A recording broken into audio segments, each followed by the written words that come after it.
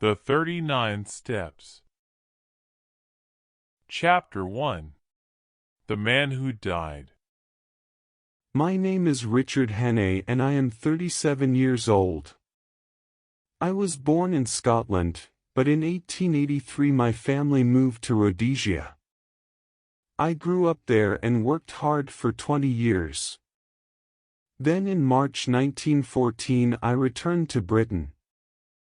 That was 5 months before the First World War began. I brought plenty of money with me and I wanted a good holiday. Indeed, Britain was the center of all my dreams and plans, and I hoped to stay there for the rest of my life. In May I was living in London in a flat which I had taken. One evening I was reading the newspaper there alone. There was some trouble in the East, and I also read a story about Carolides, the Greek Prime Minister. He's a good man, I said to myself, and he's honest too.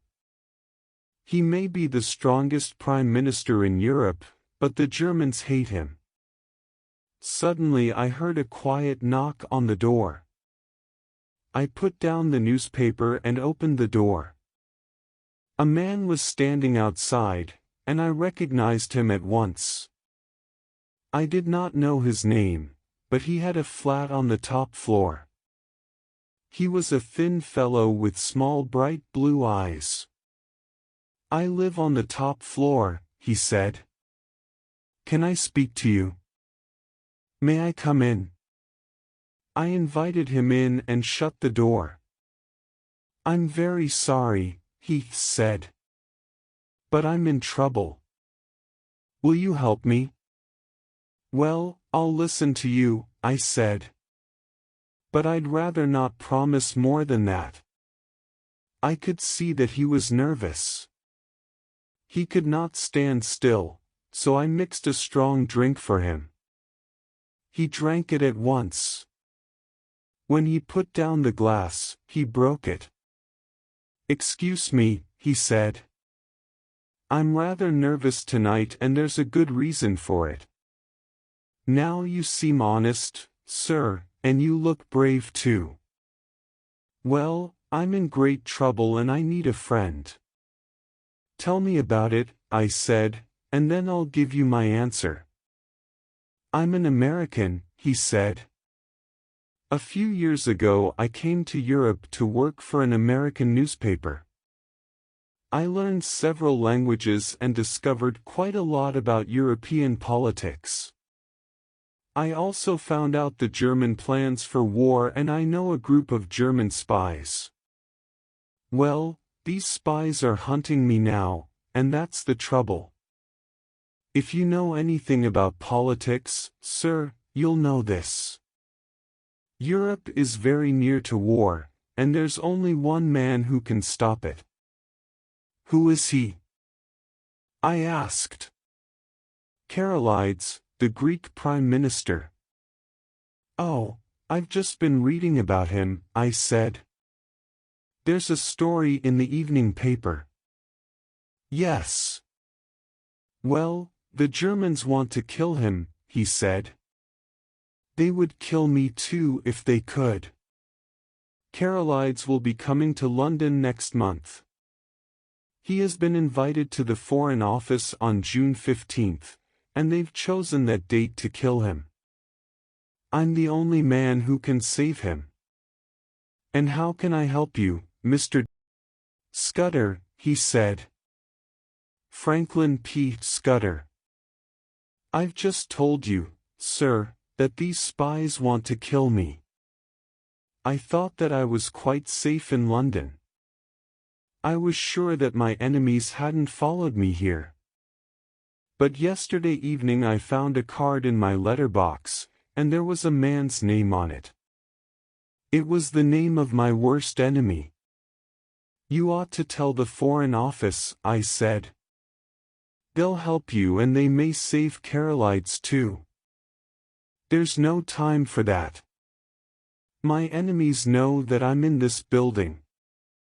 They may be waiting outside to catch me. Do you think that I can hide in your flat, sir?" Well, I'd better prove your story first, I said. I'll go outside and look around. If I see anything suspicious, I'll agree to help you. Is that all right? I left the flat and went out into the street. A man was standing outside the building. He raised his hand as soon as he saw me. I looked around quickly and noticed a face at a window across the street. The man's signal was answered immediately, and the face disappeared. I bought another newspaper at the corner of the street and then went back to the flat. All right, Mr. Scutter, I said. You can stay here tonight. I've proved your story. There's a fellow outside who looks rather suspicious. Your enemies may be staying in the house across the street. I saw a face at the window, but it soon disappeared. Scutter stayed quietly in my flat for several days. When I went out, he was very nervous. I noticed that someone was always standing outside the building. I saw the face at the window a few times, but no one came to the flat. Scutter wrote a lot of short notes in a little black book. He counted the days to June 5th and marked them off in the book. One day he said, "The time is going quickly, Hannay. If they're still watching the house, I won't be able to escape. If anything happens to me, will you continue the fight?" I liked Scutter's adventures, and his story was exciting. But I had no interest in politics, and I did not listen to him carefully. He continued to talk. He told me about a woman named Julia Chekaniai who was one of the spies. She's a terrible enemy, Hannay, he said, but the old man is worse. This old man was Scutter's chief enemy, and he described him very carefully. It's strange, he said, but he has the voice of a young man. And his eyes, Hannay.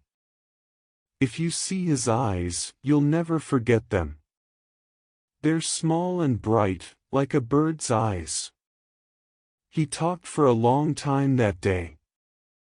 I cannot remember everything that he said. But I noticed that he was more nervous than usual. In the evening I went out to dinner with a friend. It was 10:30 when I returned. I opened the door of the flat and went in. The lights were not lit and this seemed rather strange. I put them on and looked around. There was nobody there and I thought that Scutter had gone to bed early.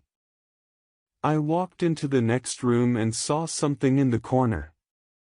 For a moment I did not recognize it, but then I suddenly felt very cold and weak.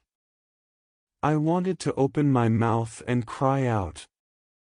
But I could not move or say anything. Scutter was lying on his back in the corner. There was a long knife through his heart. Its handle stood up above his clothes, and the poor man was fixed to the floor. Chapter 2. The Milkman. At last I sat down feeling very sick.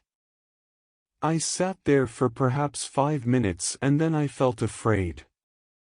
I was so nervous that I had to cover Scutter's body with a tablecloth.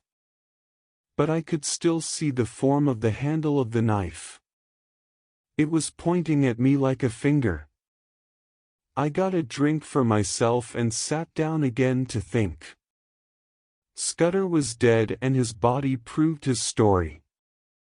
His enemies had killed him because he knew their plans. They'll kill me next, I thought. They know that he lived on the top floor. They know that he has been in my flat for 3 or 4 days.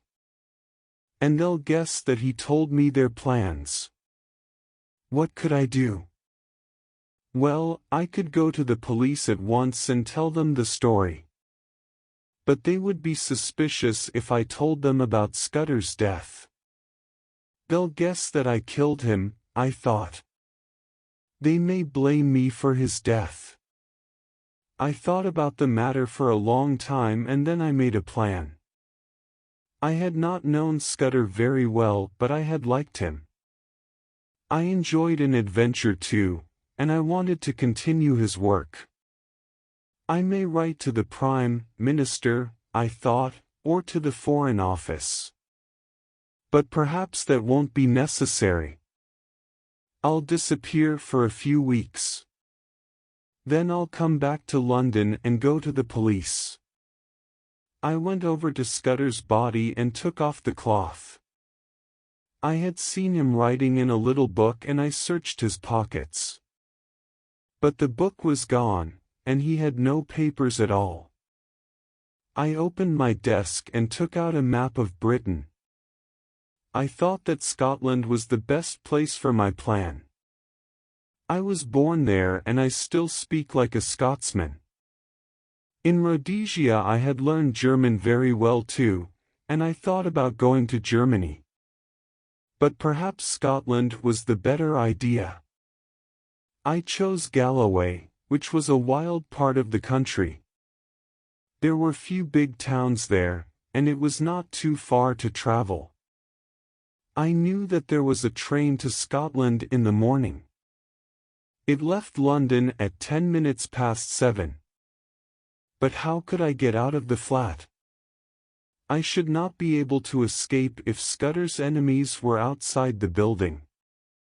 Then suddenly I had a wonderful idea. Every morning at 6:30 the milkman delivered my milk.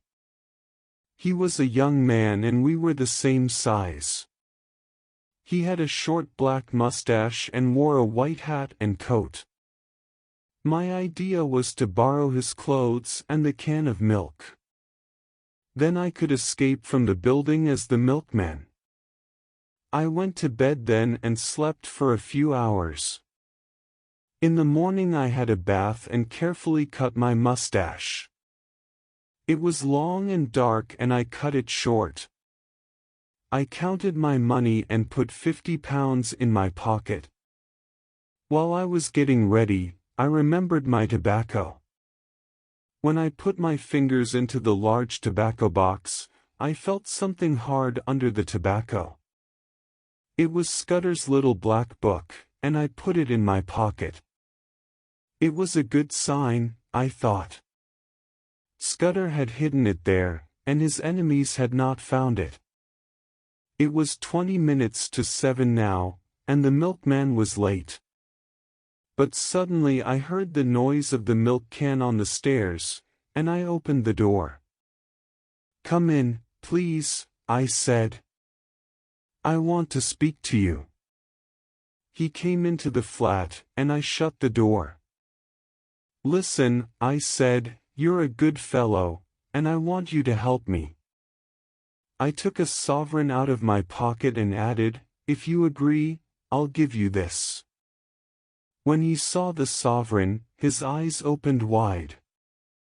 "What do you want me to do?" he asked. "I want to borrow your clothes and your milk can for a few minutes," I said. He laughed and said, "What do you want them for?" "Well, I've just remembered something, but I can't explain it now. Let me borrow the things, and I'll be back in 10 minutes. I put the sovereign into his hand. "All right," he said. "I like a bit of fun too." I put on his clothes and we went out of the flat. I shut the door behind me. "Don't follow me," I said. "I'll soon be back." I went down the stairs and into the street. I made a noise with the milk can and began to sing. A man who was standing outside looked at me, but he did not say anything. I looked at the house across the street and noticed the face at the window again. I turned into another street and began to run. Then I took off the milkman's clothes and threw them, and the milk can, over a wall.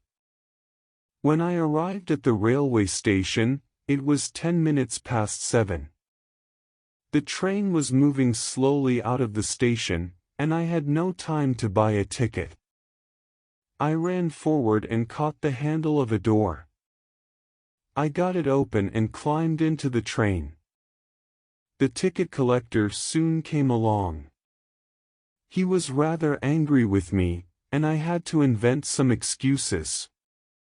But he accepted these and wrote a ticket to Newton Stewart in Galloway. Chapter 3. The Literary Innkeeper. All that day I traveled to the north. The train stopped at Leeds Station, where I bought a basket of food and the morning newspapers. Another ticket collector came in and told me that I had to change trains at Dumfries. I read the papers, but of course there was nothing in them about Scutter's death. It was too early for that. Then I took out Scutter's little book. It was full of figures, but there were also a few strange names. I noticed the words Hofgaard, Luneville, Avocado, and Pavia. Pavia appeared several times. It was clearly some kind of code, and I have always been interested in codes.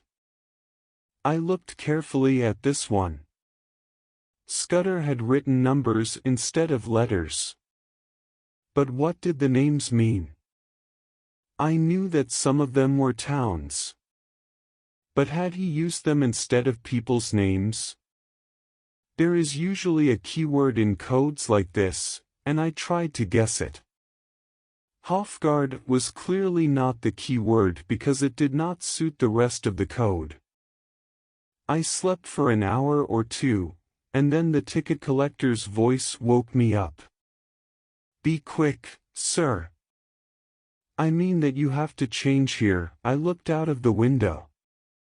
We were at Dumfries, and the train had stopped. I got out and crossed the station to the Galloway train. The train was quite full, and I had an interesting conversation with a farmer. He thought that I was a farmer too. We talked about cattle and crops and prices. Many people got out at different stations, but I continued. At 5 o'clock the train stopped at a small place which suited me very well. I cannot remember its name, but it was quiet.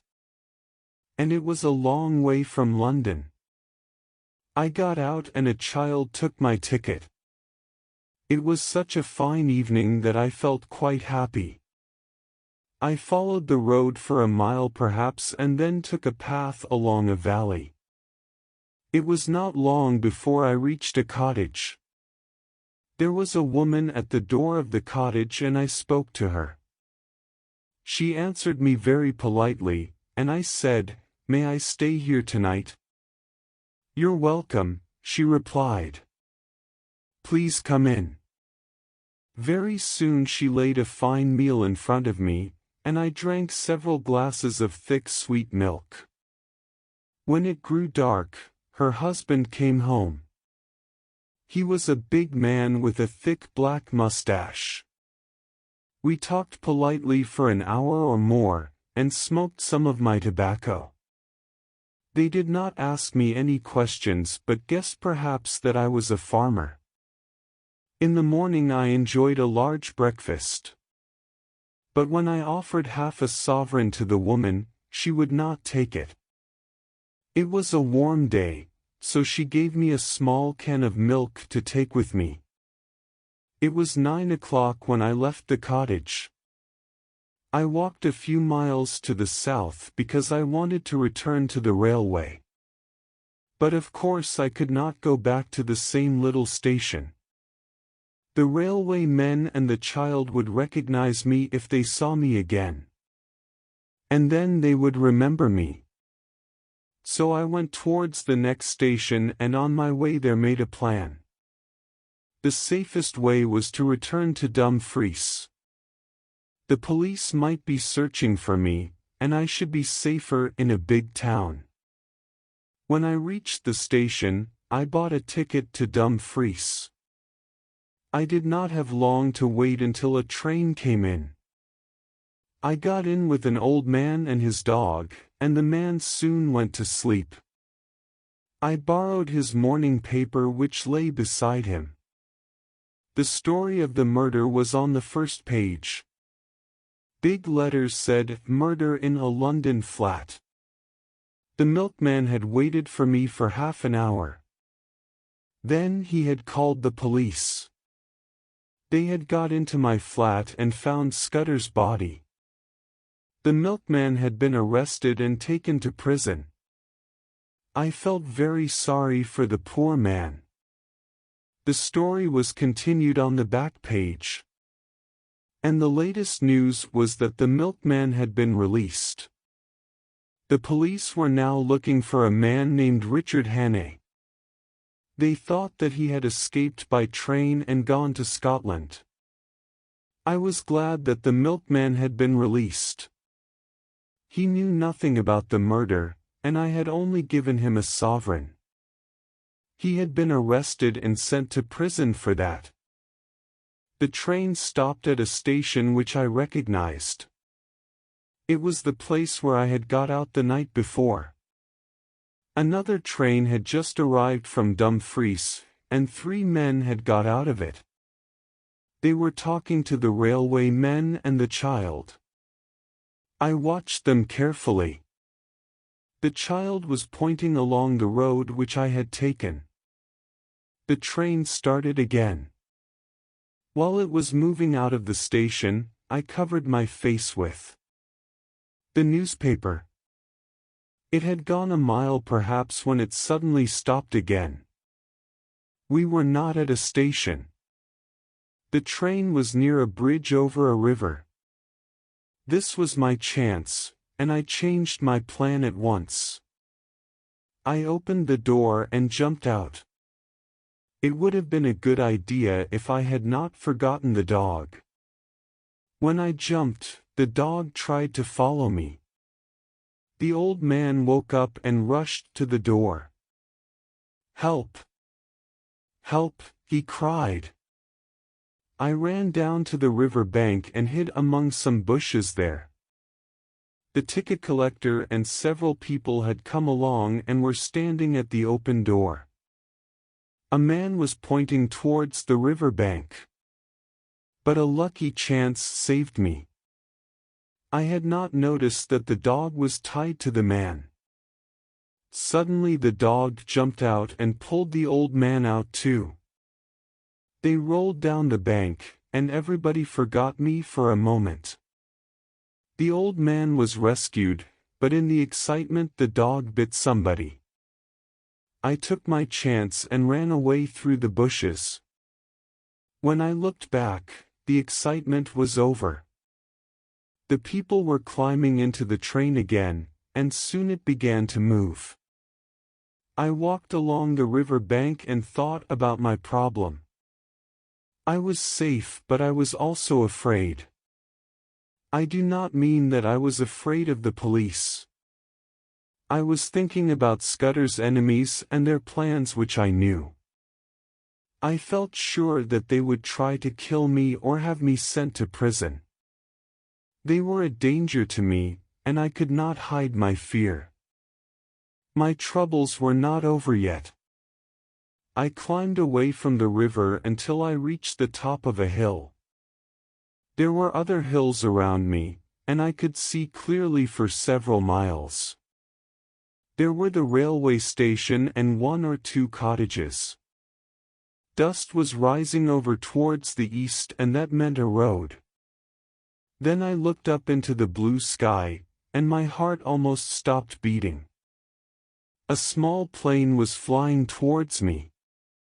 And I knew at once that Scutter's enemies were in that plane. The British police never used aircraft to look for people. I rolled behind a rock and watched the machine. It flew along the river bank in narrow circles. It was so low that I could see the pilot. But I was sure that he did not see me. Then it climbed and turned. It flew over the river again and went back to the south. I decided at once to leave those hills. There was no place for me to hide.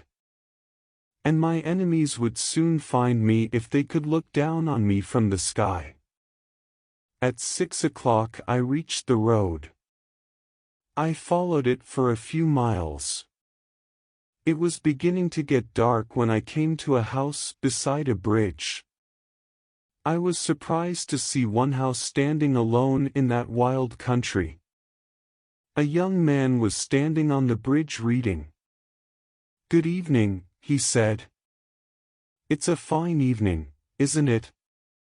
"Yes, indeed," I replied. "Is this house an inn?"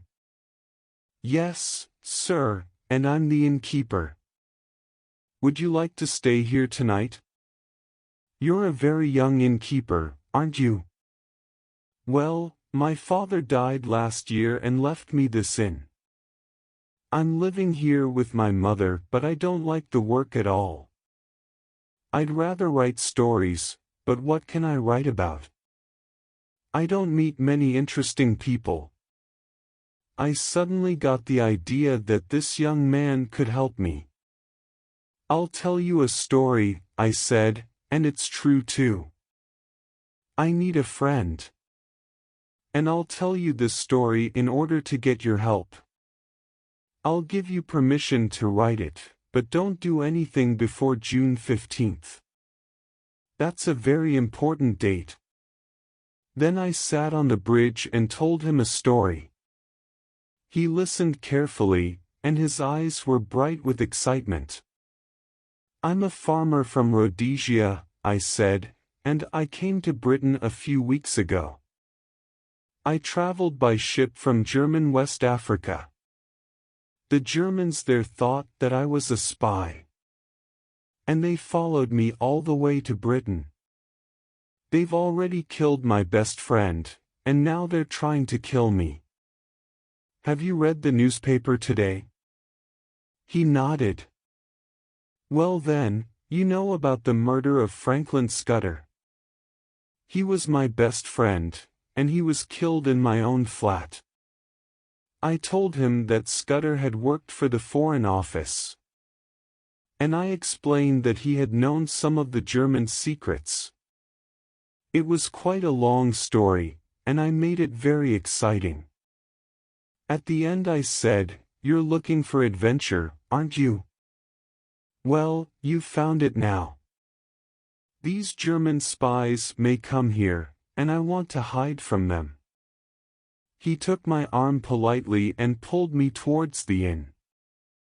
"You'll be safe here, sir," he said. "You must tell me your adventures again, and I'll write them down." "All right. But I have some work to do first." Scutter gave me a long message in code. And I must find out what it means. While we were going into the inn, I heard the plane again. It was flying low towards the bridge. I had a quiet room at the back of the house. The innkeeper's mother brought me my meals. The place suited me very well. The next morning I took out Scutter's notebook and began to work. The code was a difficult one, and I had to try many possible keywords. By noon I had found the spaces between the words, but I could not discover the letters. After dinner I tried again and worked hard until 3 o'clock. Then suddenly I had an idea. I was lying back in my chair when a woman's name came into my head. It was Julia Czechaniai. Scutter had told me that she was one of his worst enemies. Perhaps her name was the key word. I tried it quickly on the code and it was right. Julia has 5 letters, and Scutter had used these letters instead of A, E, I, O and U, J is the 10th letter in English, and so he used the number IO instead of A. The letter E was the U of Julia, and U is the 21st letter. So Scutter had written 21 instead of E. The name, Checkenii, gave me 9 other numbers, and I could soon read Scutter's notes. I sat in my room working quietly for the rest of the afternoon. The facts in Scutter's little book were terrible. Indeed, when the woman brought my tea, I was a very nervous man. My face looked pale, and I did not want to eat anything. "Are you all right, sir?" she asked. "You look very pale." "Oh, it's nothing," I said. "Please put the things on the table."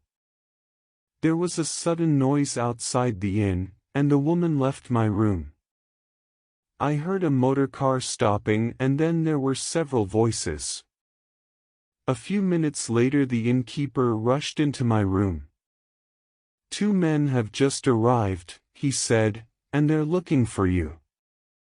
They described you very well." "What did you tell them?" "I told them that you had stayed here last night but had left early this morning." "Can you describe them?" "One is a thin fellow with dark eyes, and the other is rather fat." "Do they talk like Englishmen?" He nodded. "Oh, yes, I think so." I picked up a bit of paper and wrote quickly in German. "Black Stone." Scutter had heard about this, but he could not do anything until June 15th. Carolide's plans are uncertain, and I may not be able to help. But if Mr. T advises, I will try. When I had written the message, I tore the edges of the paper. It was like a part of a torn-up letter. "Give this to them," I said. "Tell them that it was found in my room." 3 minutes later the men drove away in the car. The innkeeper appeared in great excitement. "Your paper gave them a surprise," he said. The dark fellow turned pale, and the fat one looked very ugly. They paid for their drinks and left at once. "Now I want you to do something for me," I said. "Get on your bicycle and go to the police at Newton Stewart. Describe the two men and talk about the London murder. You can invent reasons. You can say that you heard a conversation between them. One man told the other that he had just been released from prison. And say that you also heard Scutter's name. The hunt isn't over yet. Those two fellows will come back tomorrow morning, and the police must be here to arrest them." He went off at once, and I continued my work on Scutter's notes. It was 6 o'clock when he came back. "It's all right," he said. "The police will be here at 8 o'clock in the morning."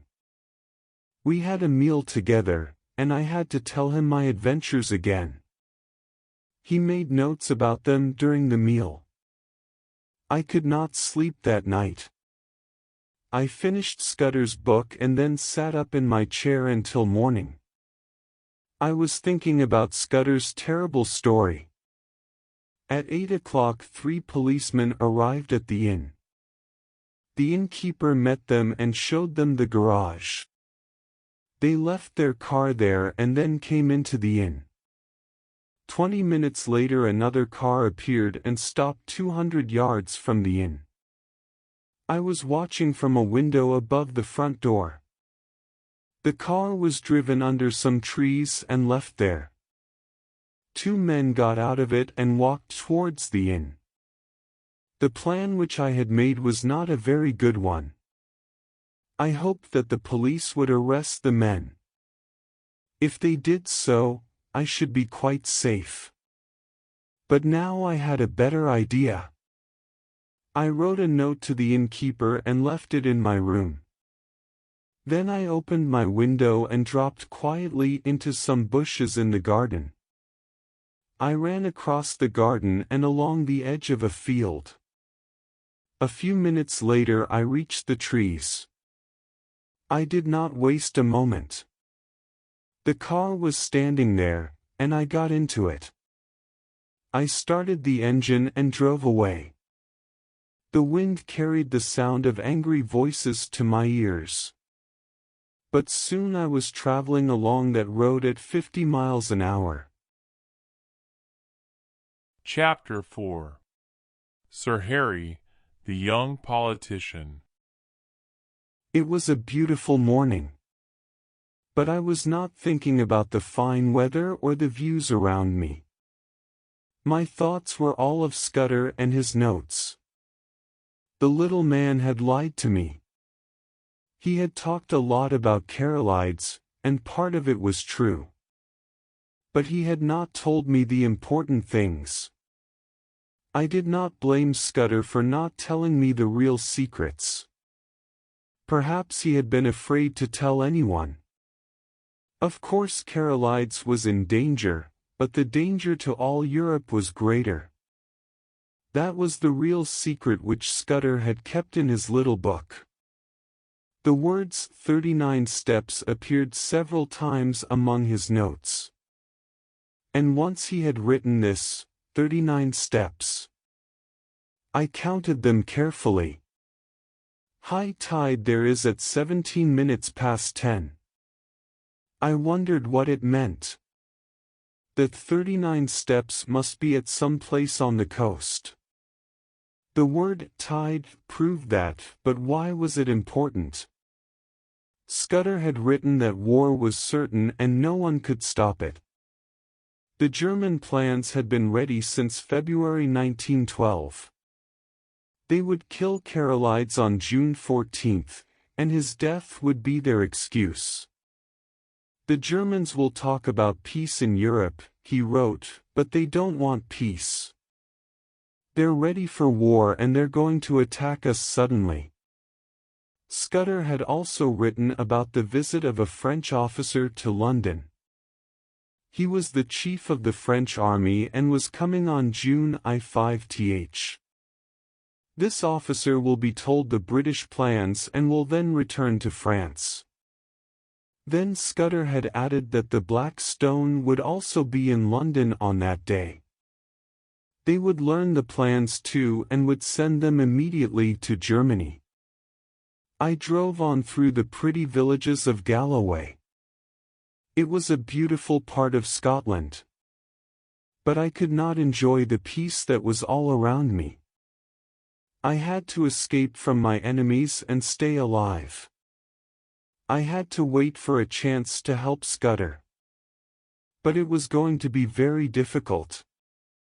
The police and the Black Stone were hunting me, and I had no friends in Scotland. About noon I came to a large village. I was so hungry that I decided to stop. Then I noticed a policeman. He was standing outside the post office, reading a telegram. When he saw my car, he raised his hand and ran to the middle of the road. "Stop! Stop!" he shouted. I was suddenly suspicious and knew that the telegram was about me. Something had happened at the inn, and perhaps the police had agreed with the spies. They had described me and the car, and the police had sent telegrams to all the villages. I did not stop.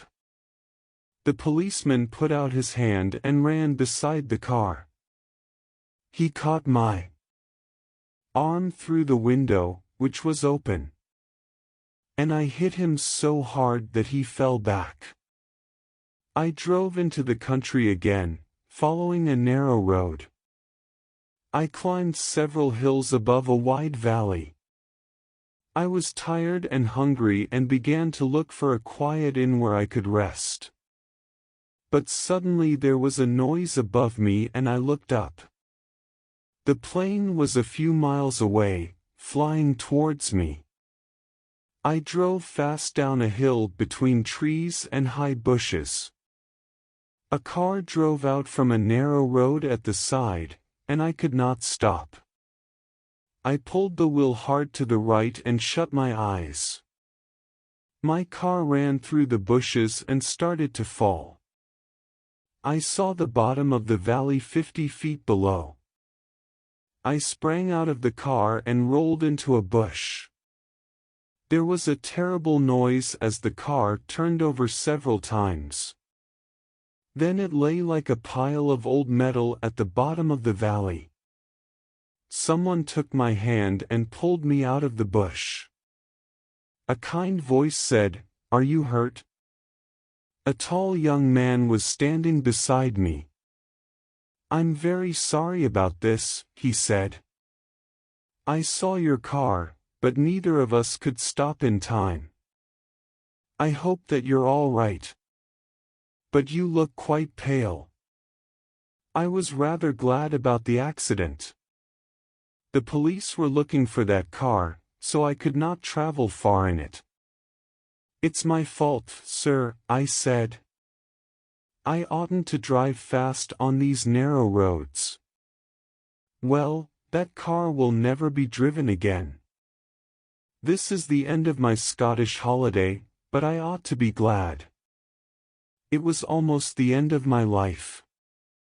"I'm very sorry indeed," he said again.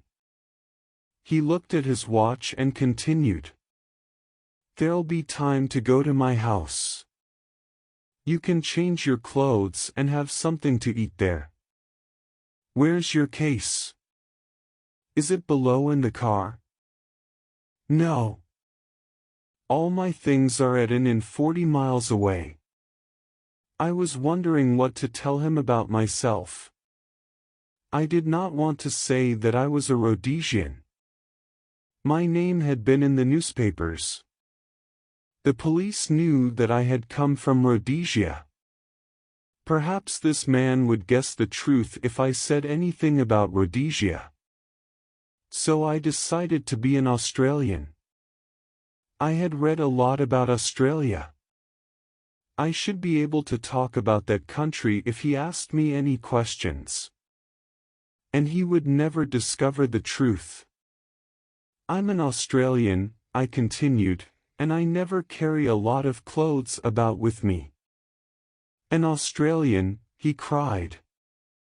"Well, I'm the luckiest man in Scotland. You agree with free trade, of course." "I do," I answered quickly. But I was not quite sure what he meant. "That's fine. Free trade is the best thing for Britain. Well now, you'll be able to help me this evening." He took my arm and pulled me towards his car. 3 minutes later we reached the house. He took out 3 or 4 of his suits and laid them on the bed. I also borrowed one of his shirts. I chose a dark blue suit and put it on. Then he took me to the kitchen. There was part of a meal on the table. "If we don't hurry, we'll be late," he said. "Eat something now and take some food in your pocket. When we get back tonight, we'll have a good meal. We have to be in Brattlebern by 7 o'clock." I had a cup of coffee and some cold meat.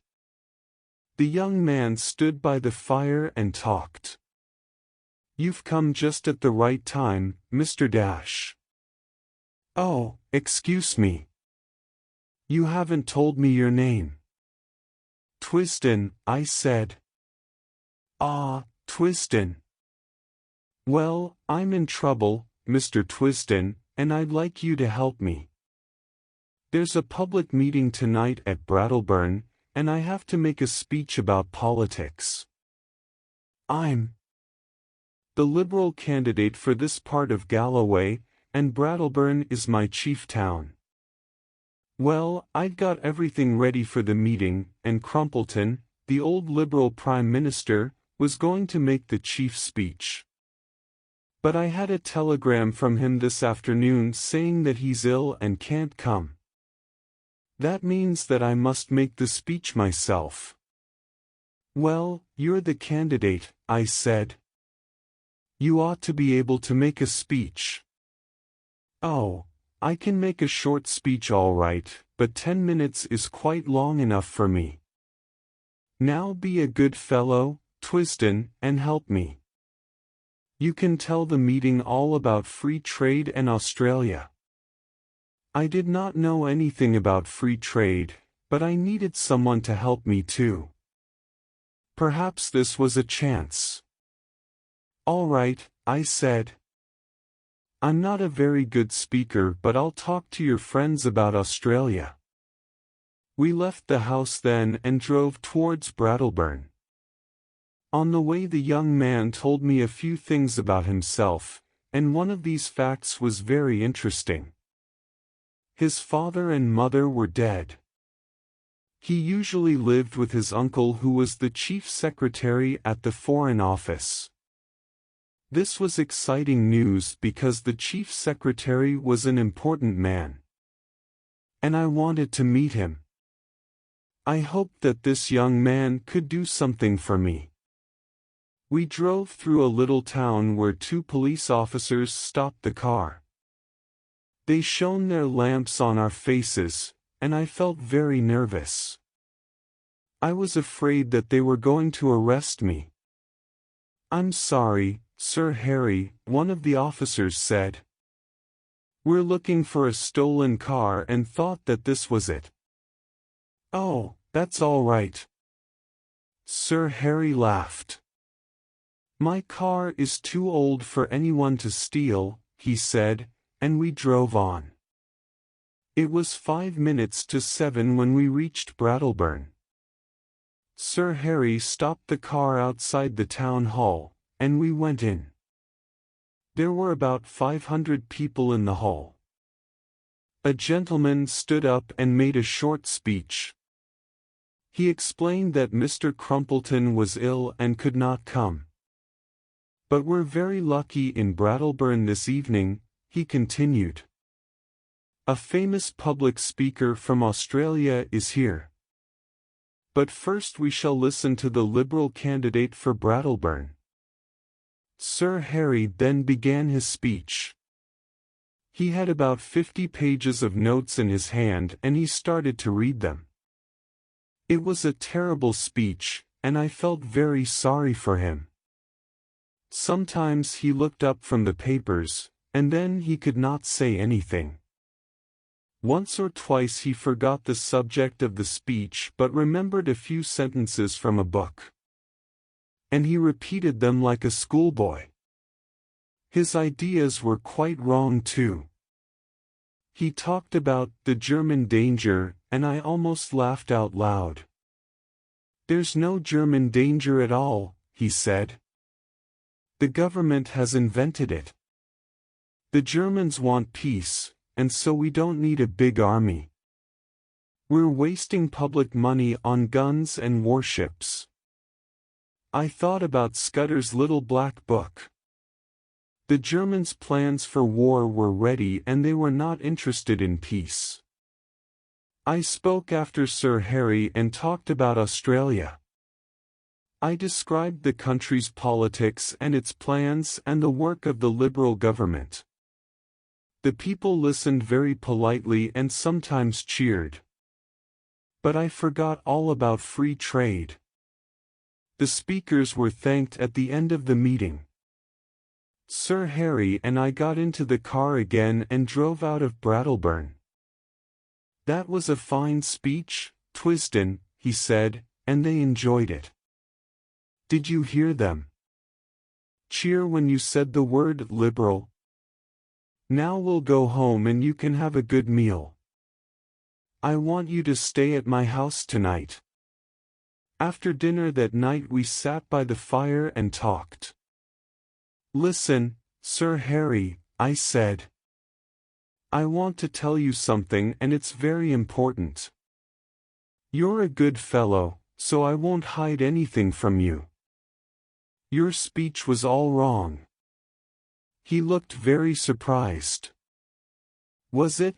He said. Do you mean about the German danger? Do you think they'll attack us? They may attack us next month, I said. Now listen to this story. A few days ago a German spy killed a friend of mine in London. I can still remember the bright firelight in Sir Harry's room. I lay back in a big chair and told him everything. I repeated all Scutter's notes and I even remembered about the 39 steps and the tide. I described my adventures with the milkman and the police at the inn. Then I said, the police are trying to arrest me for the murder. But I can prove that I didn't kill Scutter. The truth is that I'm afraid of these German spies. They're a lot wiser than the police. If the police arrested me, there would be an accident. And I should get a knife in my heart, like Scutter. Sir Harry was looking at me carefully. Are you a nervous man, Mr. Hannay? He asked. I did not answer him immediately. I took down a heavy knife from the wall and did an old Rhodesian trick for him. I threw the knife up in the air and caught it in my mouth. I learned to do that trick many years ago, I said. But a nervous man couldn't do it. He smiled. All right, Hannay. You needn't prove it. I may not know much about politics, but I can recognize an honest man. I believe what you've said. Tell me what I can do to help you. Well, your uncle is the chief secretary at the Foreign Office and he'll be able to do something. I want you to write a letter to him. Ask him if I can meet him before June 5th. What name shall I say? Twisden. It's safer to forget the name Hannay. Sir Harry sat down at a table and wrote this letter. Dear Uncle, I have given your address to a man named Twisden who wants to meet you. He hopes to see you before June 5th. Be kind to him, please, and believe his story. When he comes, he'll say the words, Black Stone. And he'll sing a few lines of Annie Laurie. Well, that looks all right, Sir Harry said. My uncle's name is Sir Walter Bullivant, and his cottage is near Artenswell on the River Kennet. Now, what's the next thing? Can you give me an old suit of clothes? I said. And show me a map of Galloway. The police may come here to look for me, and you can show them the car in the valley. But don't tell them anything. And if the spies come, what shall I say to them? Say that I've gone to London. Sir Harry brought the clothes and a map of Galloway. I looked at the map carefully and noticed the railway to the south. That's the wildest part of the country, Sir Harry said, pointing at the map. Go up the road here and then turn to the right. You ought to be up in the hills before breakfast. You'll be quite safe up there, but you must travel south on June the 12th or 13th. He gave me an old bicycle and at 2 o'clock in the morning I left his house. At 5 o'clock the sun rose, and I had traveled about 20 miles. High hills and wide green valleys lay around me on every side. Chapter 5. The Roadman Who Wore Spectacles. I rested for a time on the top of a hill. The road crossed a flat space in front of me and then ran down into a valley. A cottage stood among the fields below, but there were no other signs of life. I was so tired that I lay down and closed my eyes. It was 7 o'clock when a sound woke me. It was the plane again. I did not move. It flew over the hills in narrow circles. The next minute it turned towards me, and I could see the pilot and another man. Both men were looking at me, and I felt sure that they had recognized me. Then the machine climbed quickly and flew away to the east. I had to escape from that place immediately. My enemies would return and search the hills. They had seen my bicycle, of course, so I had to throw it away. I left the road and pushed the bicycle about 50 yards. Then I noticed a hole full of water and threw the bicycle into it. The day was warm and clear and I could see the road to the east and the west. There was nothing on it. But I was certain that my enemies would soon come down that road. So I turned across the hills to the north. After a time I looked back across the valleys on both sides. My eyes are very good, and I saw some men walking far apart. They were all coming towards the high ground. Ran forward but did not get very far. There were more men in front, searching the next valley. I can't get away from here, I thought. If I try to escape, they'll see me. So I have to stay on the high ground and hide somewhere. I ran along the top of the hill and reached the road again. I turned a corner of the road and there I found the roadman. His tools lay beside him and he was getting ready for work. But he was moving very slowly. He looked up as I came near.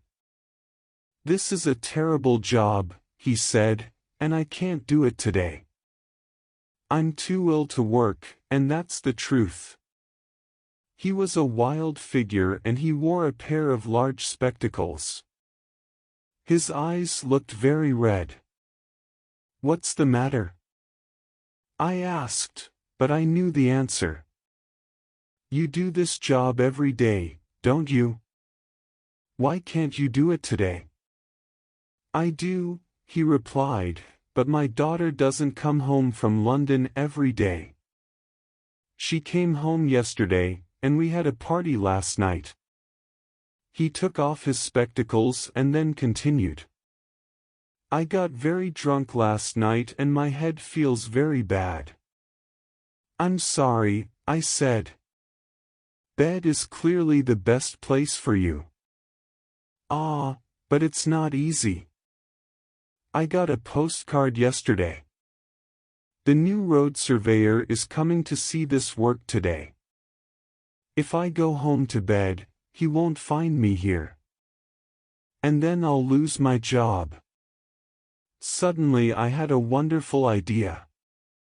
"Listen," I said. "I may be able to help you. If you still feel too drunk to work, you'll have to go to bed. Does the new surveyor know you very well?" "No. I've never met him before, but I've heard about him. He travels about in a little motor car." "Where's your house?" I asked. He pointed to the cottage down among the fields. "Good. You go back to bed then and sleep in peace. I'll do your job for today. If the surveyor doesn't know you, he won't know me either." He looked at me and laughed then. "Well, you're a very nice fellow. It'll be quite easy too, and you needn't do a lot of work." He pointed to a pile of stones and a hammer.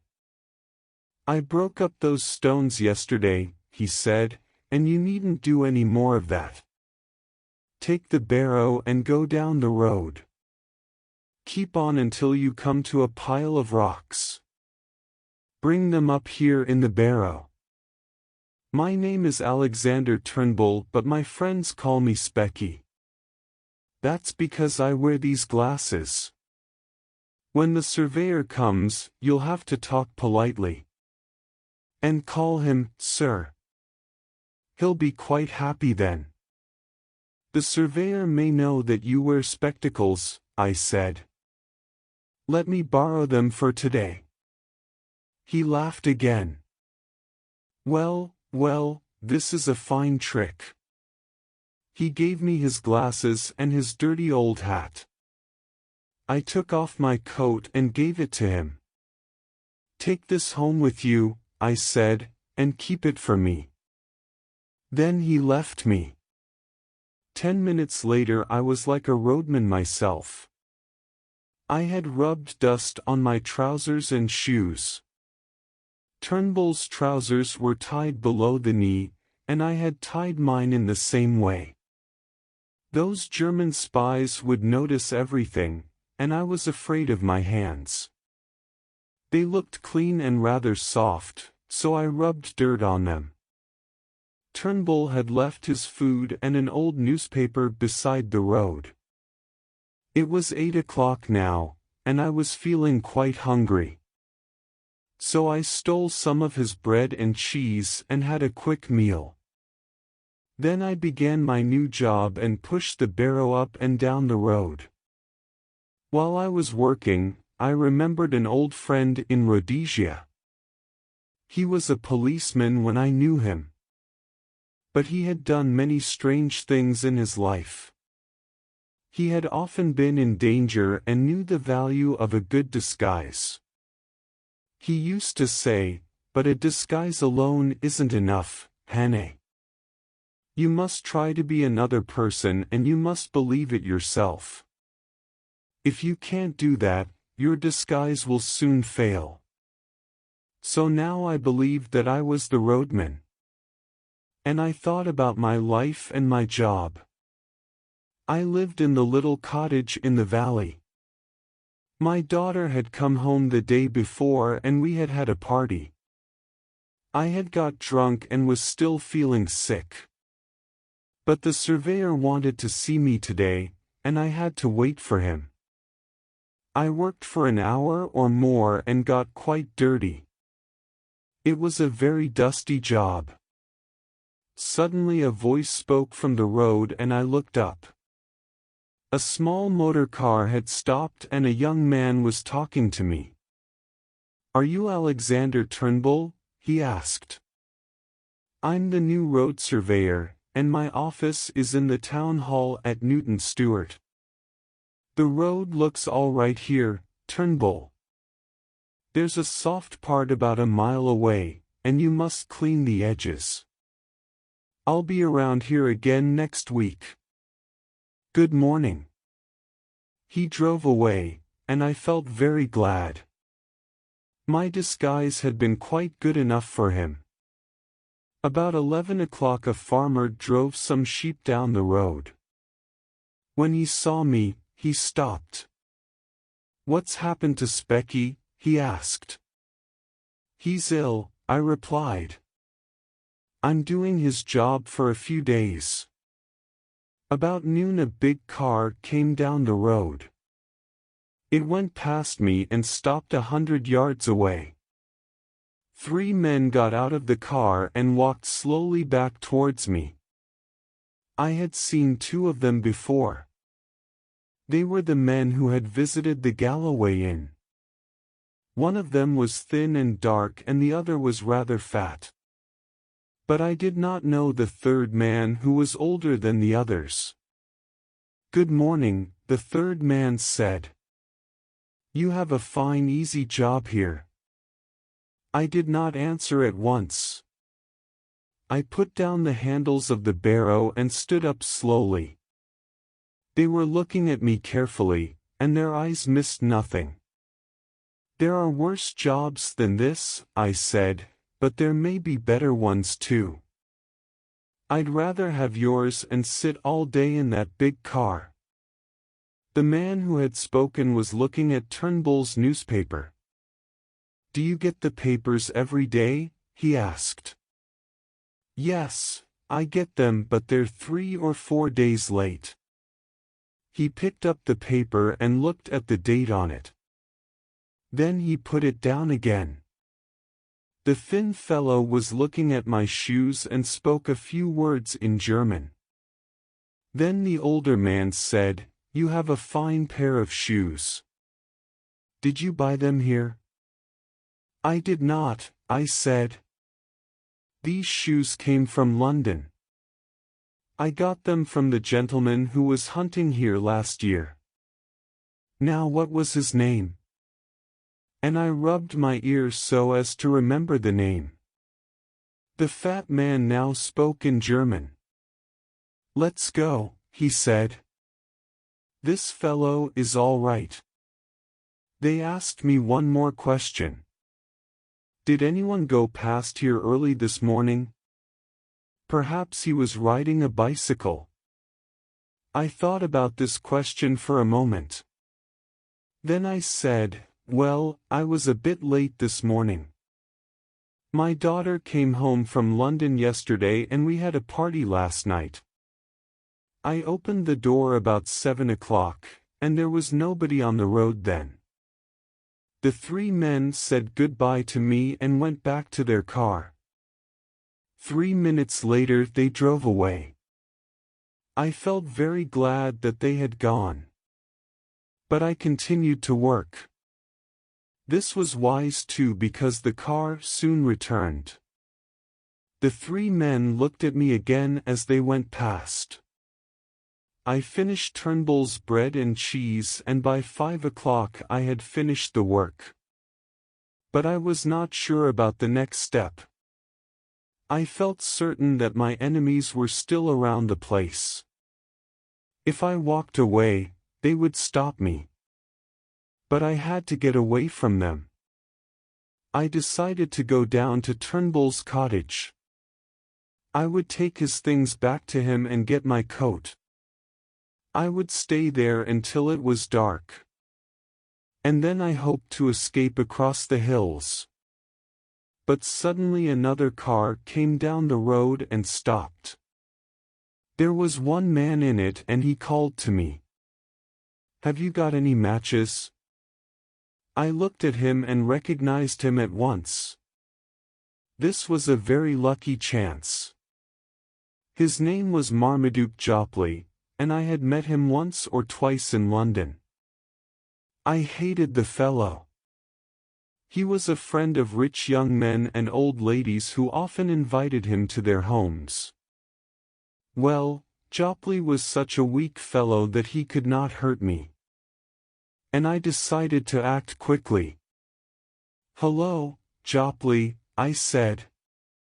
"I'm surprised to see you here." His face grew pale. "Who are you?" he asked in a nervous voice. "Hannay," I said. "From Rhodesia. Don't you remember me?" "Hannay the murderer," he cried. "That's right. Now listen to me. If you don't obey me quickly, I'll be Jopley's murderer too. Give me your coat and cap." He was so afraid that he obeyed immediately. I put on his new coat over my dusty clothes and put his cap on my head. Then I gave him Turnbull's spectacles and dirty old hat. "Wear them for a few minutes," I said. "They're a very good disguise." I was wondering which way to go. Jopley had come from the east, and I decided to go back that way. If my enemies were watching the road, they would recognize the car. But I did not think that they would stop it. So I turned the car and drove away. "Now, Jopley," I said, "if you're a good fellow, I won't hurt you. But don't try any tricks and don't talk. Remember that I'm a murderer. If you cause any trouble, I'll kill you." We drove 8 miles along the valley. Several men were standing on the corners as we drove past. They looked carefully at the car but did not try to stop us. About 7 o'clock I turned into a narrow road and drove up into the hills. The villages and cottages were soon behind us. At last I stopped the car at a quiet place and turned it for Jopley. I gave him his coat and cap and took back Turnbull's spectacles and the old hat. "Thank you," I said. "Now you can go and find the police." He drove away. I watched the red light of his car as it disappeared in the distance. Chapter 6. The Strange House on the Moor. It was a cold night and I was very hungry. Turnbull still had my coat, and my watch and Scutter's notebook were in a pocket of it. My money was in my trousers pocket. I lay down in some long grass but could not sleep. I thought about all the people who had helped me. And I decided that I had been a very lucky man. Food was my chief problem. I closed my eyes and saw thick pieces of meat on a white plate. I remembered all the meals that I had eaten in London. I used to refuse fruit after dinner. Now I would give £5 for an apple. Towards morning I slept a little but woke again about 6 o'clock. I sat up and looked down into the valley. I lay back immediately in great surprise. Men were searching the long grass below and they were only a quarter of a mile away. I crawled a few yards and hid behind a rock. There I noticed a crack that ran to the top of the hill. I crawled into this crack and began to climb. When I reached the top, I raised my head again. My enemies were still searching the long grass. I rolled over the hilltop to the other side. No one could see me there, so I ran for half a mile. Then I climbed to the top again and stood up straight. The men saw me at once and moved towards me. I ran back over the hilltop and returned to my first place. My enemies were now going the wrong way, and I felt safer. My best plan was to go to the north, and I chose my path carefully. Soon a wide valley lay between me and my enemies. But when they discovered their mistake, they turned back quickly. I saw them suddenly above the hilltop, and they began to shout at me. I noticed then that they were not my real enemies. Two of them were policemen. Jopley has reported me, I thought, and now they're looking for the murderer. Two men ran down and began to climb my side of the valley. The policemen ran across the hilltops to the north. I felt afraid now because these men knew the country. I had strong legs and plenty of breath but did not know the best paths. I left my hilltop and ran down towards a river. A road ran beside the river, and I noticed a gate at the side of the road. I jumped over the gate and ran across a field. The path led through a group of trees where I stopped and looked back. The police were half a mile behind me. I crossed a low wall beyond the trees and stood in a farmyard.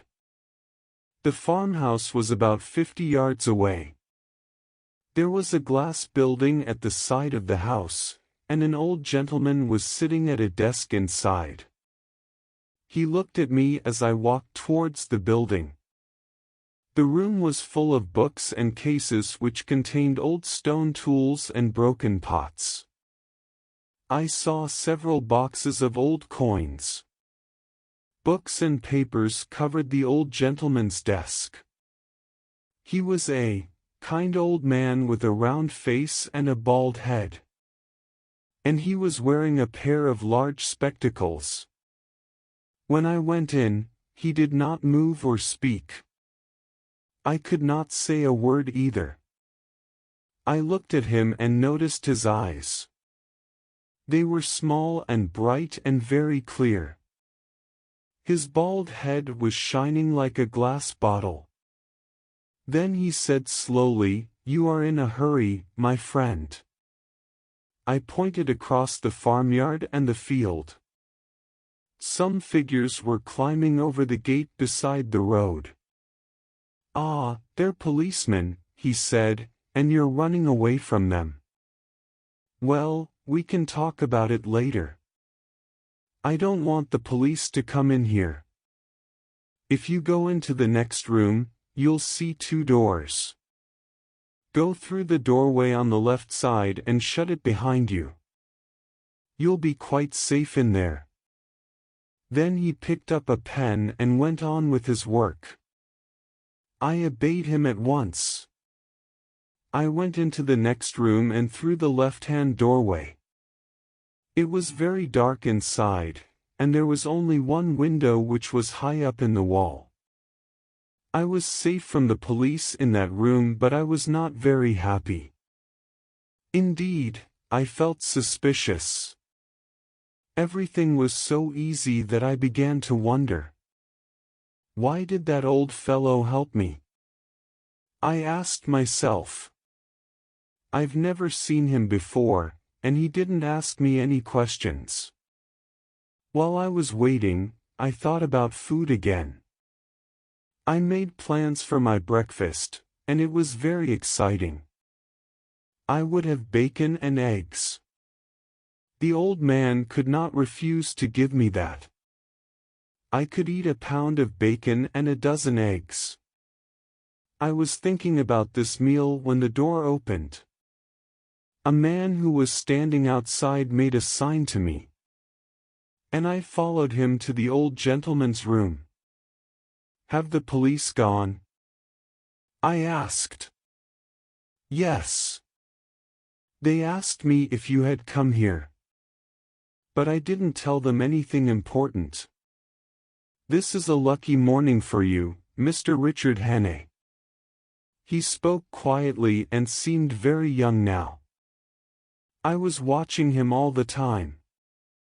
He closed his eyes, but they were only half shut, like a bird's eyes.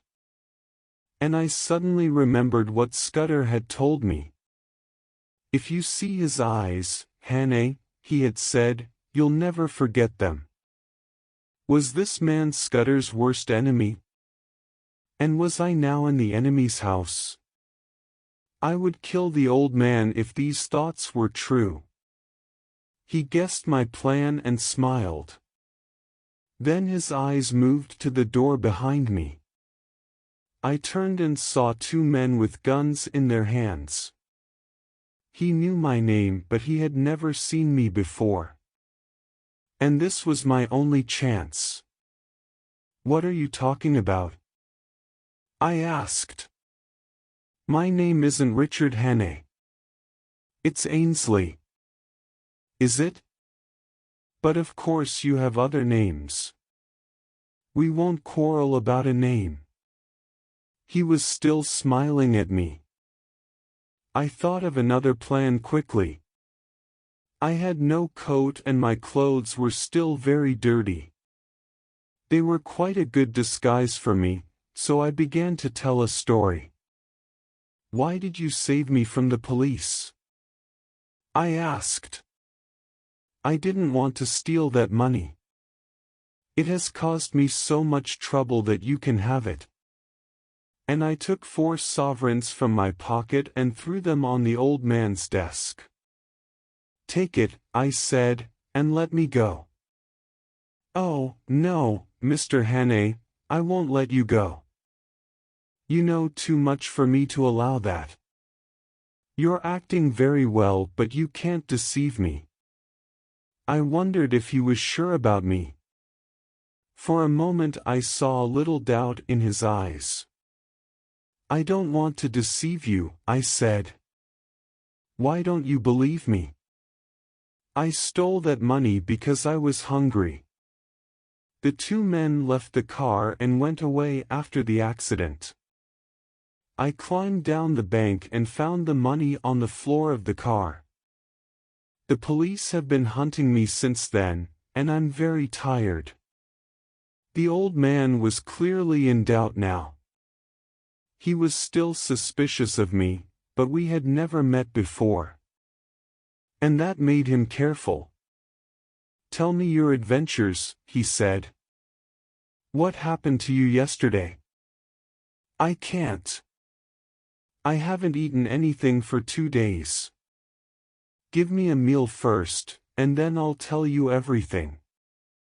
He made a sign to one of the men who brought me some cold bacon and a glass of milk.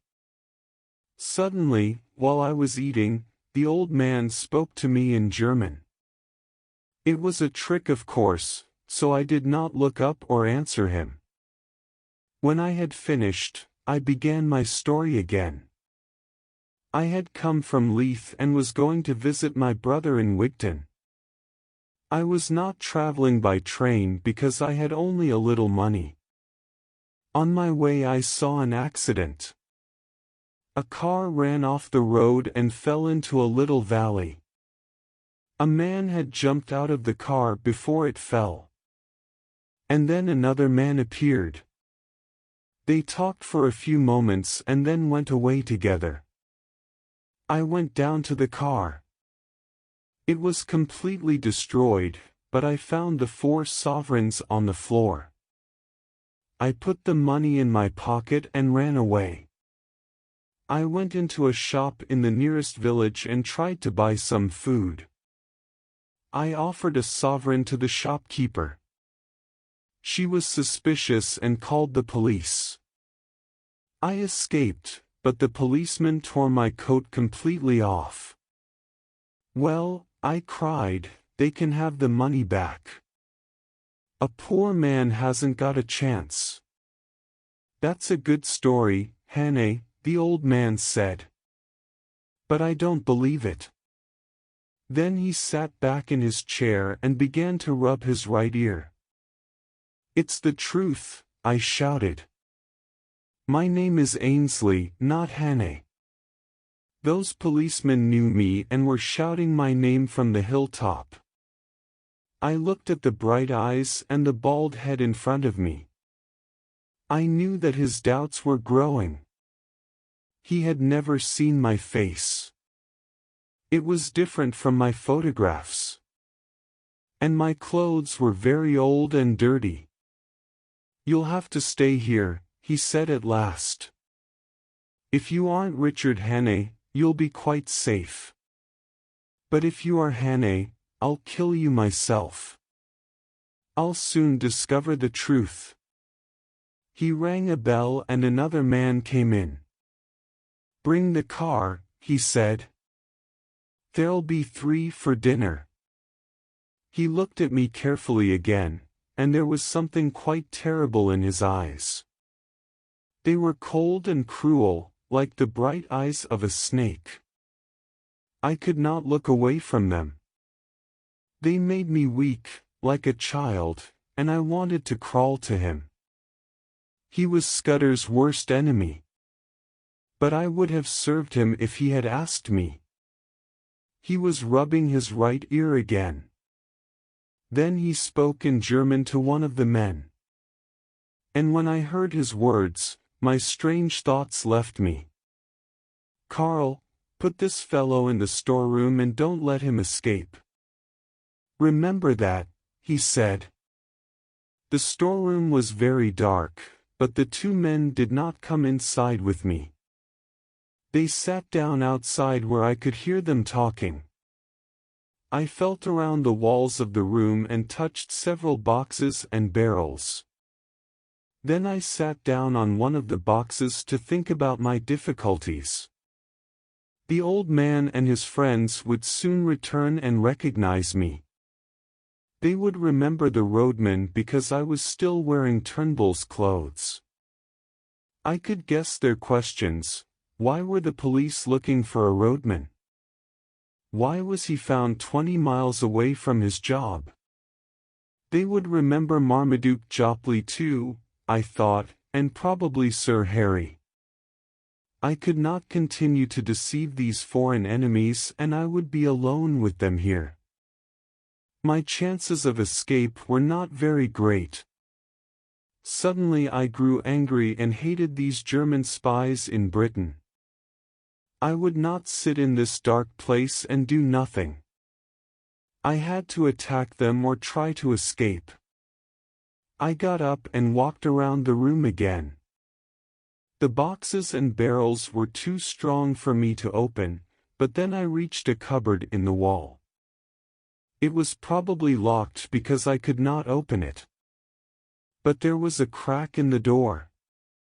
I pushed my fingers through the crack and then pulled hard. The door of the cupboard broke open. There were some strange things inside. The first things I found were half a dozen electric lamps. They were in good condition too, and I shone a light around the cupboard. There were bottles and small boxes and some dusty yellow bags. I found a box of detonators which were complete with long fuses. I took out the detonators and fuses and laid them carefully on the floor. At the back of the cupboard I found a strong box. At first I thought that it was locked. But it opened quite easily, and it was full of sticks of dynamite. I could destroy the house with this dynamite. I had often used it in Rhodesia and I knew its power. It could very easily destroy me too. This was clearly a chance of escape, and it would probably be my only chance. So I decided to take it. I found a crack in the floor near the doorway. I pushed a stick of dynamite into the crack and fixed a detonator and fuse to it. Then I moved one of the boxes until it stood over the crack. I sat down near the cupboard and lit the fuse. I watched the fire as it moved along the fuse. The two men were still talking quietly outside the door. Suddenly there was a terrible noise, and great heat and light rushed up from the floor. They hung for a moment in the air, and then clouds of dust took their place. Thick yellow smoke filled the room, and at first I could not see anything. But there was light in the room now. A great hole had appeared in the wall, and I ran towards it. The air outside was also full of smoke and dust, and I could hear the sound of voices. I climbed through the hole and ran forward. I was in the farmyard at the back of the house. About 30 yards away there was a high stone birdhouse. The building had no doors or windows, but there were many little holes for the birds. And the roof seemed flat. If I could reach that roof, I should be safe. They would not look for me up there, I thought. I ran through the smoke to the back of the birdhouse. Then I began to climb.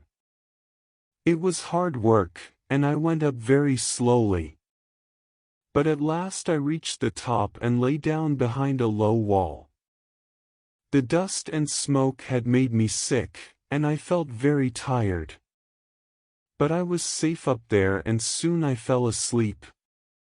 I probably slept for several hours. When I woke up, the afternoon sun was very strong. I could hear men's voices again and the sound of a motor car. I raised myself a little and looked over the wall. 4 or 5 men were walking across the farmyard to the house. The old man was with them and he was clearly very angry. He pointed across the fields and said something in German to the servants. The thin dark fellow was there and the fat one too. I lay on the roof of the birdhouse all the afternoon. I was very thirsty. There was a little river beside the farm and I could hear the sound of water. I felt the money in my pocket. I would have given £40 for a glass of water if I had had the chance. 2 men drove away in the car. A little later another man rode to the east on a horse. The search was beginning, but they were all going the wrong way. I sat up on the roof and looked around. At first I saw nothing specially interesting, but then I noticed a large circle of trees. These trees were half a mile from the house, and there was a flat green field inside the circle. That must be an airfield, I thought. It's a wonderful place for a secret airfield. It would deceive anyone who did not know the place. A small plane could land there and no one would see it. The field was completely hidden from the ground. Anybody would think that the plane had flown over the hill. No one would guess that it had landed among the trees. Then I noticed a thin blue line far away to the south. It was the sea. So our enemies had this secret airfield in Scotland, and they could watch our ships every day. The thought made me very angry. It made me nervous too. If the plane came back, the pilot would easily see me. But I could do nothing until it was dark. I lay and waited on the roof of the birdhouse. About 6 o'clock a man came out through the hole in the storeroom. He walked slowly towards the birdhouse, and I felt quite afraid for a moment. But then we both heard the plane at the same time. The fellow turned immediately and went back into the storeroom. The plane did not fly over the house, and I was glad about that. It flew around the trees once and then landed. Some lights shone for a moment or two, and 10 minutes later I heard voices. After that everything was quiet, and it began to grow dark. I waited until 9 o'clock perhaps. Then I climbed down from the roof and reached the ground safely. I crawled away from the birdhouse on my hands and knees. I went first to the little river where I lay and drank the cool water. Then I began to run. I wanted to get as far away as possible from that terrible house. Chapter 7. The Fisherman.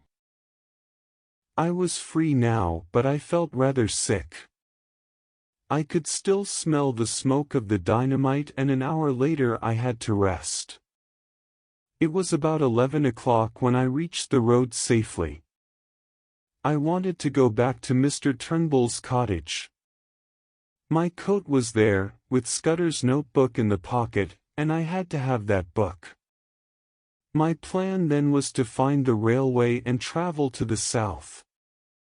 After that I would go straight to Artonswell to meet Sir Walter Bullivant. It was a beautiful night. I knew that Turnbull's cottage was about 18 miles away. It was too far for me to walk before morning. So I decided to hide during the day and travel only at night. When the sun rose, I was near a river. I washed in the clean cold water because I was very dirty. My shirt and trousers were torn, and I was afraid to meet anyone in that condition. But a little beyond the river I came to a cottage.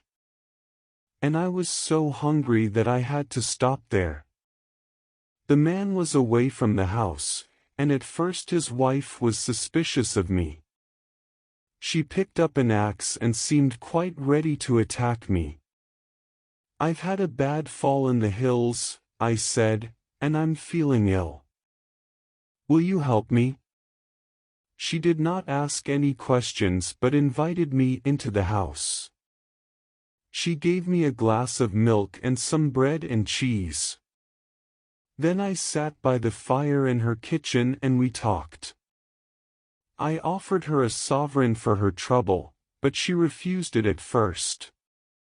"If it isn't your money, I don't want it," she said. I grew quite angry. "But it is my money. Do you think that I have stolen it? She accepted it then and unlocked a cupboard in the wall. She took out and gave me a warm Scottish plaid and one of her husband's hats. When I left her cottage, I was like a real Scotsman. I walked for 2 or 3 hours. Then the weather changed and it began to rain. But I kept warm and dry under the plaid.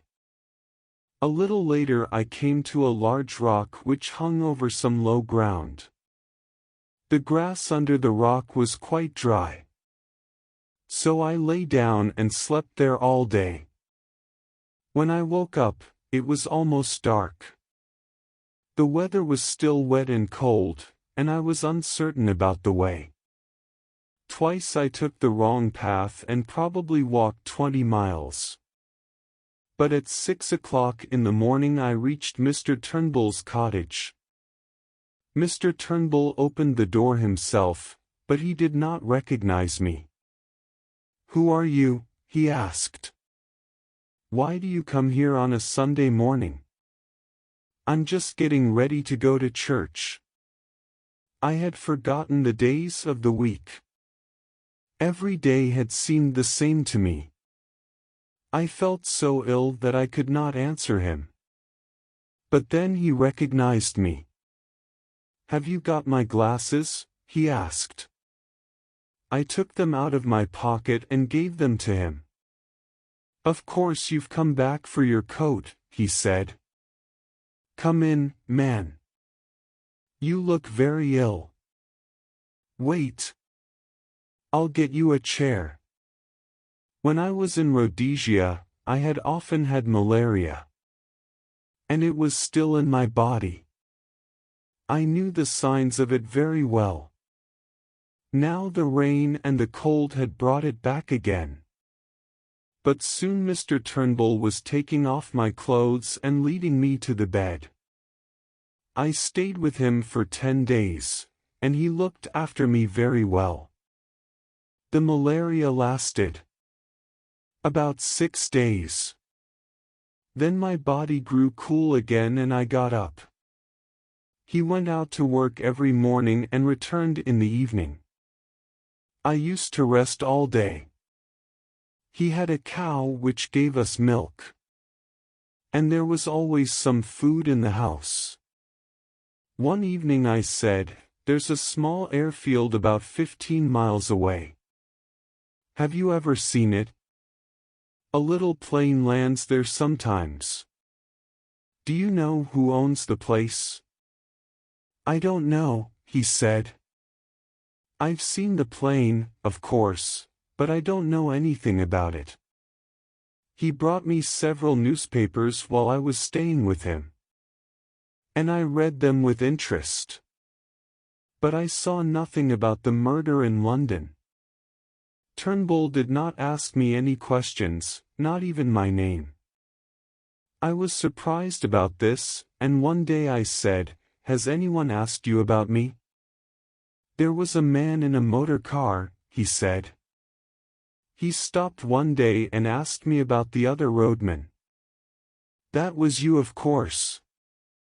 He seemed such a strange fellow that I didn't tell him anything. When I left the cottage, I gave Turnbull £5. He did not want to take the money at all.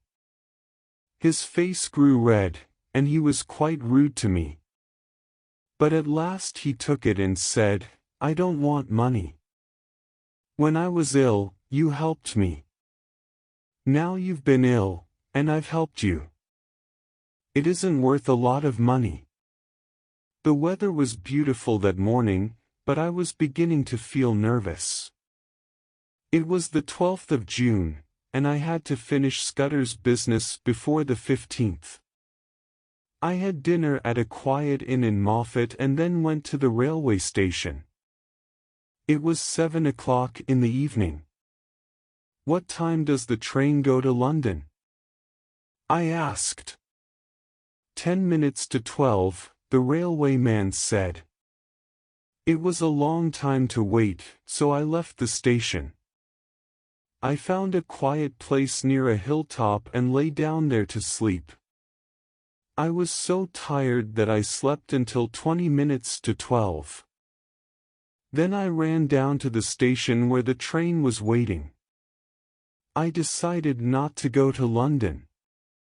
I got out of the train at Crewe and waited there for 2 hours. The next train took me to Birmingham, and I reached Reading at 6 o'clock in the evening. 2 hours later I was looking for Sir Walter Bullivant's cottage at Artenswell. The River Kennet flowed beside the road. The English air was sweet and warm, quite different from Scottish air. I stood for a few minutes on a bridge which crossed the river. And I began to sing Annie Laurie in a low voice. A fisherman came up from the bank of the river.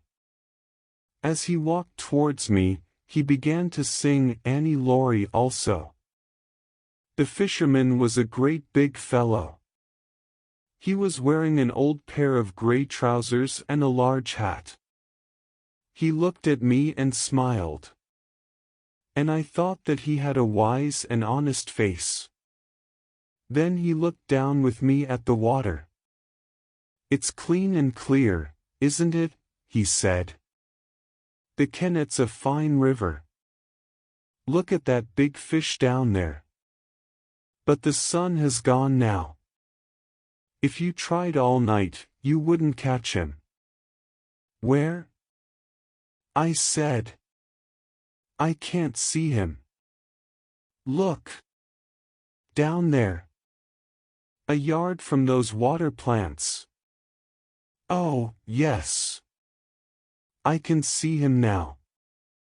He's like a big black stone, isn't he?" "Ah," he said, and sang a few more words of Annie Laurie. He was still looking down at the water as he said, "Your name is Twisden, I believe." "No," I said. Then I suddenly remembered my other names and added quickly, "Oh, yes, that's right." He laughed. "A good spy always knows his own name," he said. Some men were crossing the bridge behind us, and Sir Walter raised his voice. "No, I won't," he said. "You're strong enough to work, aren't you? You can get a meal from my kitchen, but I won't give you a penny." The men went past, and the fisherman moved away from me. He pointed to a white gate 100 yards away and said, "That's my house. Wait here for 5 minutes and then go around to the back door." When I reached his cottage, the back door was open.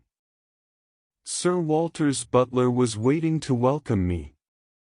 "Come this way, sir," he said, and he led me up the stairs.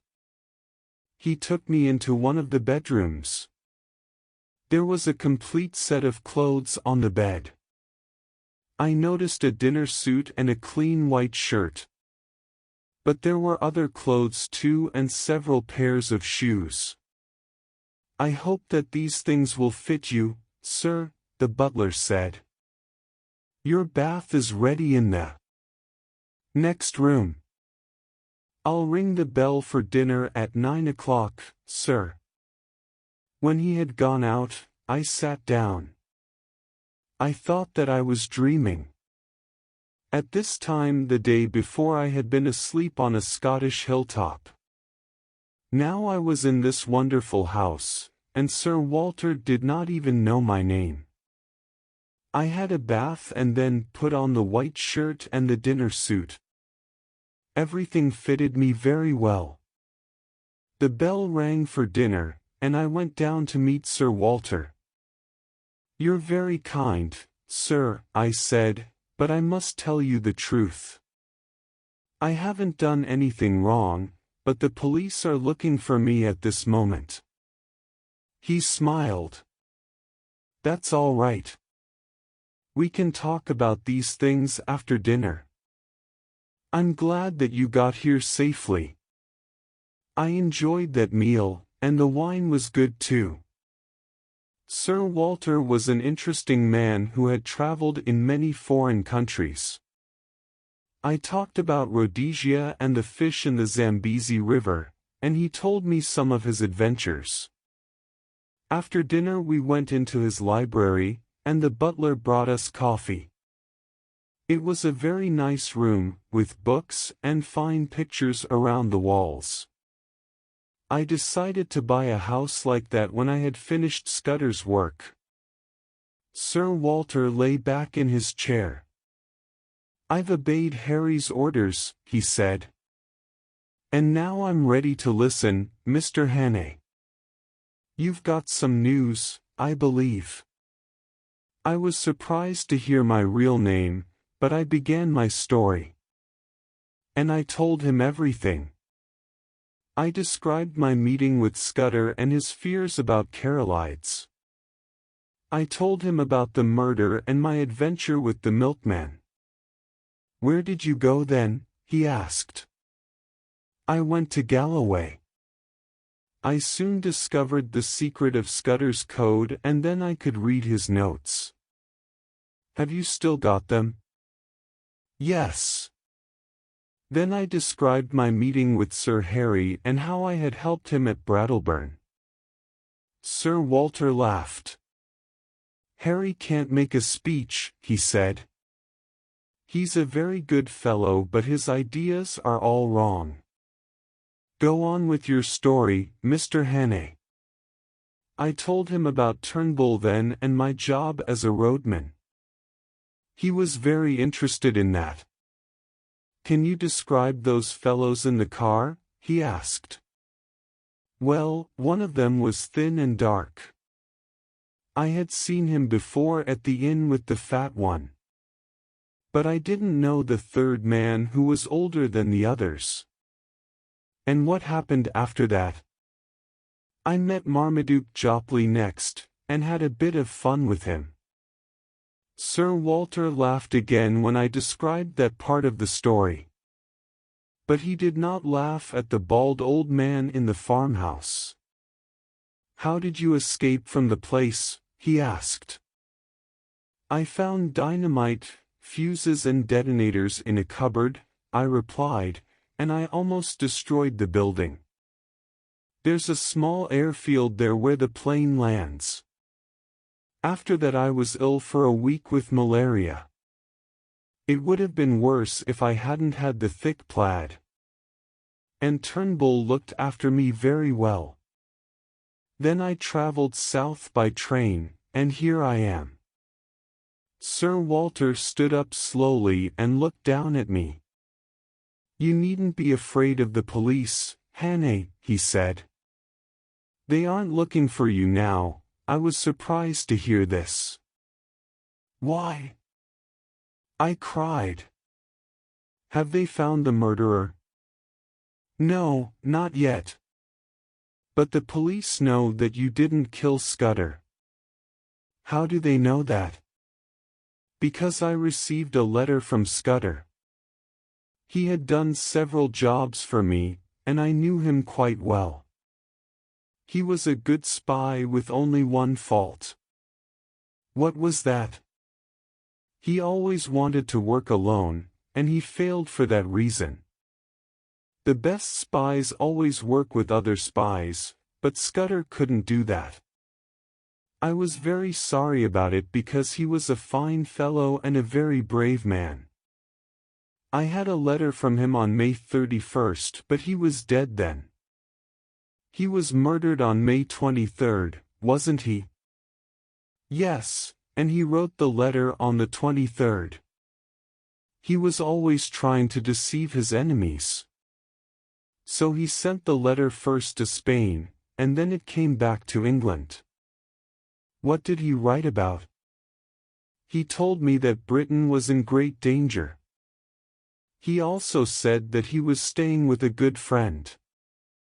And I believe that the good friend was you, Hannay. He promised to write again soon." "What did you do then?" "I went to the police immediately. They had discovered your name and we sent a telegram to Rhodesia. The answer was all right, so we were not suspicious about you. I guessed why you had left London. You wanted to continue Scutter's work, didn't you? Then I got Harry's letter and I guessed that Twisden was Richard Hannay. I was very glad to hear all this. My country's enemies were my enemies, but the police were now my friends. And I was a free man again. The big fisherman sat down and smiled at me. "Show me Scutter's notes," he said. I took out the little book and began to explain the code to him. He was very quick and he knew what the names meant. We worked hard for an hour or more. "Scutter was right about one thing," he said. "A French officer is coming to London on June 15th, and that's the day after tomorrow." I thought that it was all secret. Of course we know that there are a few German spies in England. We've got some of our fellows in Germany too. But how did they all discover the secret of this Frenchman's visit? I don't believe Scutter's story about war and the Black Stone. He used to have some strange ideas. Sir Walter stood up again and walked about the room. "The Black Stone," he repeated. "Der Schwarze Stein. It's like something out of a cheap story, isn't it? I don't believe the part about Carolides either. He's an important man, I know, but nobody wants to kill him. There may be some danger which Scutter had heard about. But it isn't very important.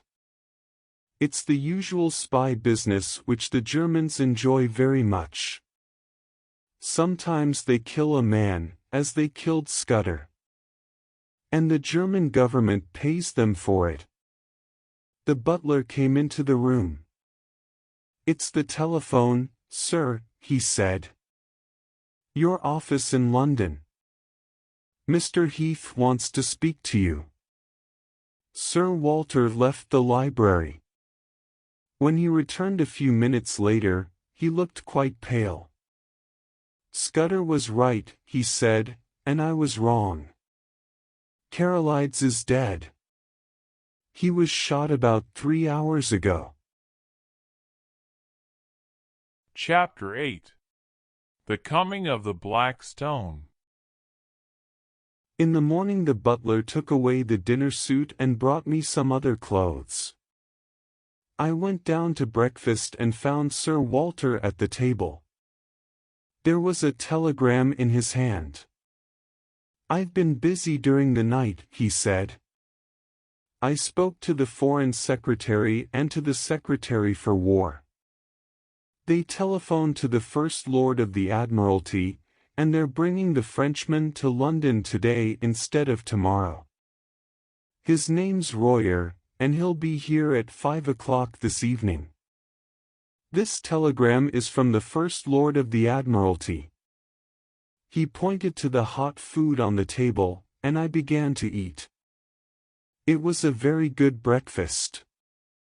"I don't think that this change is going to help us," he continued. "Our enemies found out the first date, so they'll probably find out the new one too. There must be a German spy in the Foreign Office or in the War Office. Only 5 men knew that Royer was coming. We believed so, but someone told Scutter and the Germans." "Can't you change your plans for war?" I asked. "We can, but we don't want to. We've thought a lot about these plans and they're the best possible ones. But if it's necessary, you will change them." "Perhaps. It's a difficult problem, Hannay. Our enemies aren't children. They're not going to steal any papers from Royer. They want to know our plans, but they want to get them in secret. Then Royer will go back to France and say, here are the British plans for war, and they're completely secret. The Germans don't know anything about them. Then you must give the Frenchman a special guard, I said, who will stay by his side all the time. Royer is having dinner with the Foreign Secretary tonight. Then he's coming to my house where he'll meet 4 people. They are Sir Arthur Drew, General Winstanley, Mr. Whittaker and me. The First Lord hasn't been well for a few days, so Whittaker is coming instead. And he's bringing the plans from the First Lord's office at the Admiralty. We'll deliver them to Royer, who will then leave for Portsmouth. A warship is waiting there to take him to France. He'll have a special guard all the time. After breakfast we left for London by car. Sir Walter said, "I'm taking you to Scotland Yard, Hannay. I want you to meet the Commissioner of Police." It was 11:30 when we reached Scotland Yard. We walked into the great dark building, and I met the Commissioner. His name was McGillivray. "I've brought you the murderer," Sir Walter said. The officer smiled. "I'd be very happy if you had brought the real murderer, Bullivant." "Good morning, Mr. Hannay. You must be a very interesting man."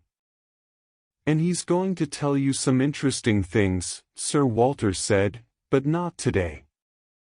You have to wait for 24 hours, I'm afraid." "Mr. Hannay is a free man now, isn't he?" "Yes, of course," the Commissioner said. Then he turned to me. "Do you want to go back to your old flat? It's ready for you, but perhaps you'd like to move." I was thinking about Scutter and could not reply. "Well," Sir Walter said, "I must go now. Perhaps we'll need some of your men, McGillivray, tonight or tomorrow. There may be some trouble." As we were leaving, Sir Walter took my hand. "You're all right now, Hannay," he said. "You'll be quite safe in London. Come and see me tomorrow. But don't talk about these spies, will you? It's best to stay in your flat today." He laughed suddenly. "If these Black Stone people see you, they'll kill you." When Sir Walter had gone, I felt quite alone. I was a free man, and everything was all right. But I was very nervous. I went to the Savoy Hotel and ordered a fine meal. But I did not enjoy it. People were looking at me, and I thought, do they recognize me? Have they seen my photograph in the newspapers? I soon left the hotel. In the afternoon I got a taxi and rode several miles to North London. I paid the taxi man and then began to walk back. I walked for several hours and at last came to the centre of London again. I was feeling very unhappy. It was 6 o'clock, and great things were happening in London. Royer had already arrived. Sir Walter was busy at the Foreign Office or making plans for the meeting. The Black Stone spies were watching and waiting quietly. But what was I doing? I was walking about the centre of London. Suddenly a strange thought came into my head. I believed that there was great danger in London that day. And it was such a danger that only I could fight against. But what could I do? Sir Walter did not need me. I could not walk into a meeting of important officers and ministers. I could look for the German spies, of course. And if I found them, I would fight them. I was quite sure of one thing: my country needed me in this trouble. If I did not destroy their plans, the German spies would win. But is that true, Hannay? I said to myself.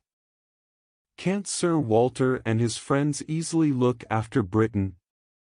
Doesn't the First Lord of the Admiralty know his business better than you do? Can a few German spies do anything against all this power? I was not sure. There was a little voice in my ear which repeated the same words, "Do something, Hannay.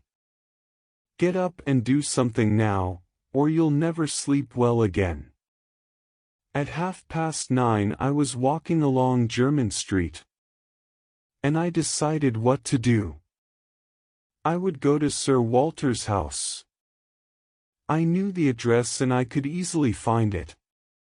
He did not want to see me, but I had to do something. I came to Duke Street and walked past a group of young men. They were wearing dinner suits and had just come from a hotel. One of the young men was Mr. Marmaduke Jopley.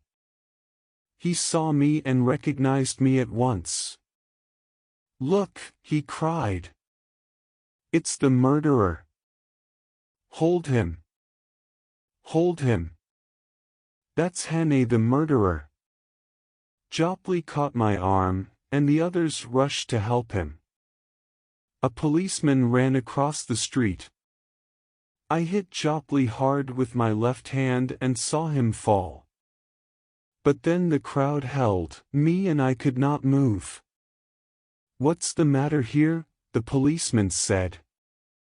"That's Hannay the murderer," Jopley shouted. "Oh, be quiet," I said. "I'm not a murderer." "Listen, officer. Take my advice and don't arrest me. The commissioner knows all about me. I was at Scotland Yard this morning." "Now, young man, come along with me," the policeman said. "I saw you begin this quarrel." He pointed at Jopley, who was still on the ground. "That gentleman didn't do anything to you, but I saw you hit him. Now come along quietly to the police station." I felt very angry indeed. I heard the little voice in my ear again. "You must escape," it said. "Don't waste a minute here." Suddenly I felt as strong as an elephant. I turned quickly and threw the policeman to the ground. I pushed the other men away and ran along Duke Street. I can run very fast when I want to. And that evening I almost flew. In a few minutes I reached Pall Mall and turned towards St. James's Park. I ran between the taxis in the mall and crossed the bridge. There were very few people in the park and no one stopped me. Sir Walter's house was at Queen Anne's Gate and there I began to walk. 3 or 4 motor cars were standing in the street outside the house. I walked up to the door and rang the bell.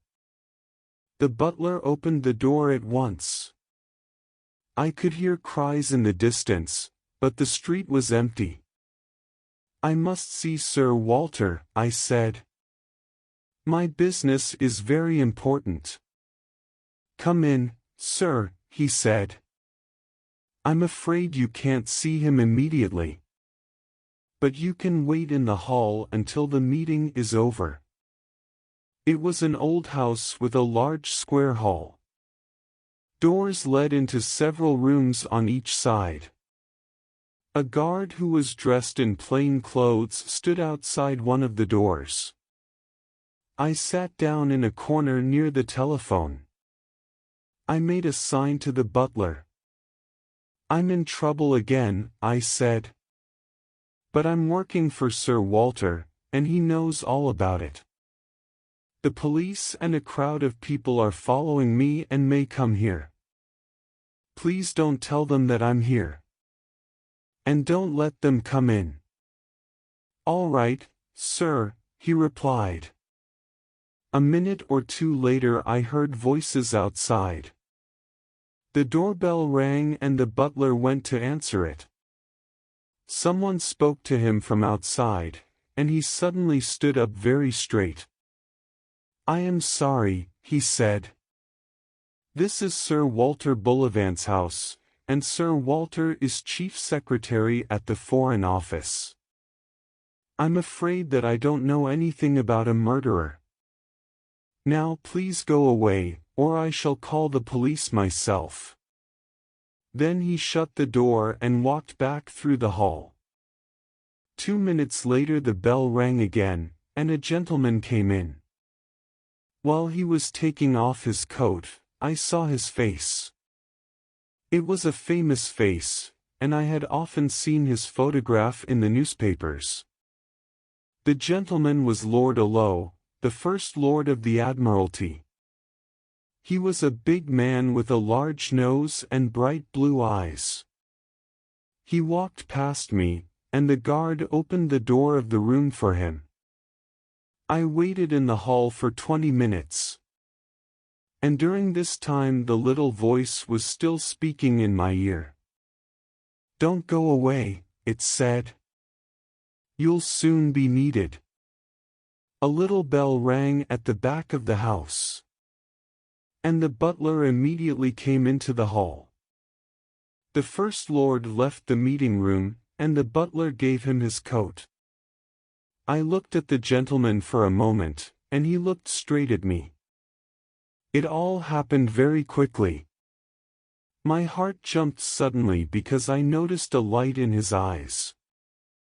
I had never met the First Lord before, and he had never met me. But there was no doubt at all about that sudden light in his eyes.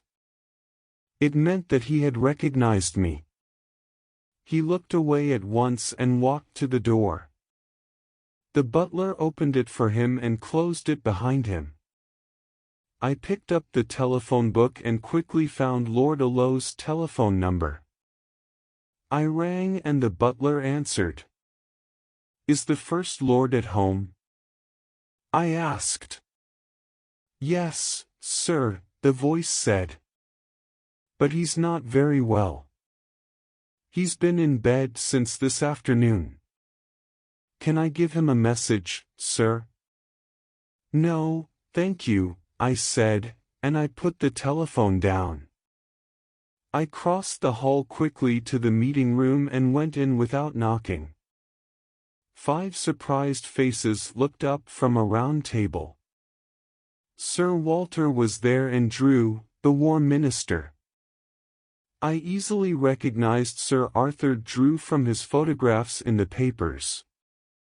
I had seen General Winstanley before, and an older man who was probably Whitaker stood next to him. The 5th man was short and fat with a dark grey mustache. Sir Walter looked quite angry. "This is Mr. Hannay, gentlemen," he said. "I've already told you something about him. But why have you come here, Hannay? You know that we're very busy." "Your enemies are busy too, sir," I said. "And one of them has just left this room." Sir Walter's face grew red as he said, "But that was Lord Allo." "It was not," I cried. "Lord Allo has been in bed since this afternoon. I have just spoken to his butler on the telephone. The gentleman who was here recognized me. And Lord Allo doesn't know me." "Then, who, someone asked." "The Black Stone," I cried. I looked around the table and saw doubt and fear in 5 pairs of eyes. Chapter 9. The 39 Steps. "But that can't be true," Mr. Whitaker said. "Lord Allo told me that he probably wouldn't come to the meeting. But I know him very well and was not surprised to see him here." "You're quite wrong about this, Hannay. Sir Walter went out of the room and spoke to someone on the telephone. When he came back, his face had turned pale. "I've spoken to Alo," he said. He got out of bed to come to the telephone. "Hannay is right. The gentleman who was here was not Lord Alo." "I don't believe it," General Winstanley said. "Alo was standing beside me 10 minutes ago." "Gentlemen," I said, "the Black Stone knows its business. You probably didn't look at the man carefully. You were talking about these important plans. The fellow was like Lord Alo, and so you accepted him. But it was another man, and I have probably seen him during the past month." Then the Frenchman spoke. "This young man is right," he said slowly and in good English. "Our enemies know their business very well. Listen and I'll tell you a true story. It happened many years ago when I was in Senegal. I was living at a hotel, but every day I used to go fishing. The river was a few miles away and I used to ride there on a little horse. Well, one day I packed my dinner as usual and hung it over the horse's neck. Then I left for the river. When I arrived there, I tied the horse to a tree. I fished for several hours, and I was thinking only about the fish. I didn't take any notice of the horse at all, but I could hear her. And I could see her shape from the corner of my eye. She was moving about a lot and crying a bit too. I spoke to her as usual, but I did not look up from the water. Well, dinner time came, so I put the fish into a bag and walked along the river bank. I was still fishing carefully and watching the water. When I reached the tree, I threw the bag on to the horse's back. The Frenchman stopped and looked around the table. It was the smell that I noticed first. I looked up and turned my head. My bag was lying on a lion's back. The horse was dead and half-eaten on the ground behind him. What happened next? I asked. I recognized this as a real African story. I shot the lion in the head, he said. But before he died he took a part of me. And he held up his left hand which had only 2 fingers on it. That horse had been dead for an hour, he continued. And the lion was watching me all the time. He was a brown shape near the tree.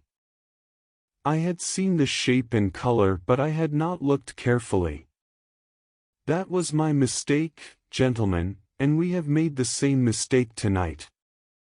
Sir Walter agreed. This Black Stone fellow, the general said, is he a German spy or something? No one could keep all these facts and figures in his head. It doesn't seem very important to me.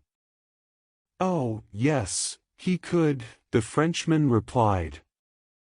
A good spy can remember everything.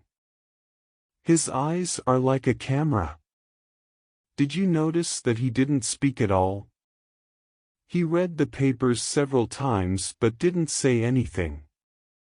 You can be sure that he has all the facts now. When I was young, I could do the same thing. Well, we must change the plans, Sir Walter said. Mr. Whittaker looked surprised. Did you say that to Lord Alo? He asked. No, of course we can't decide it now. But I'm almost certain about this. If we change the plans, we'll have to change the coast of England too. And there's another problem, Royer said. I've told you some of the French plans, and that German spy heard them. Now we can't possibly change our plans. But we can do this, gentlemen, We can catch that man and his friends before they leave the country. But how? I cried. We don't know anything about them. And there's the post, Whitaker said. They can easily send the facts to Germany by post. They may be on their way now. We can't possibly search the post. No, the Frenchman said. You don't know how a good spy works, gentlemen.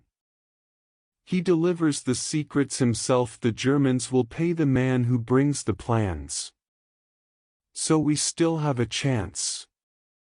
The fellow must cross the sea to get to Germany, and we must search all ships. Believe me, gentlemen. This matter is very important for both France and Britain. Royer was clearly a wise man, and he had the right ideas. But where could we find these German spies? The problem was a very difficult one. Then suddenly I remembered Scutter's book. Sir Walter, I cried, did you bring Scutter's notebook from the cottage? I've just remembered something in it. He nodded and went to a cupboard. And a few moments later I had found the page. 39 steps, I read. 39 steps, I counted them. High tide is at 17 minutes past 10. Whitaker was looking at me. What does all that mean? He asked. Scutter knew these spies, I said. And he knew the place where they lived. They're probably leaving the country tomorrow. And I believe that we'll find them near the sea. There are steps at this place, and it has a high tide at 17 minutes past 10. But they could leave tonight, someone said. They needn't wait until tomorrow. I don't think so. They have their own secret way and they're not going to hurry. They're Germans, aren't they? And Germans always like to follow a plan. Now where can we find a book of tides? Well, it's a chance, Whitaker said, and it may be our only chance to catch them. Isn't there a book of tides at the Admiralty? Sir Walter asked. Yes, of course, Whitaker replied. We'd better go there immediately.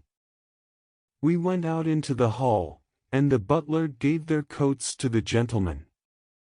We got into two of the motor cars, but Sir Walter did not come with us.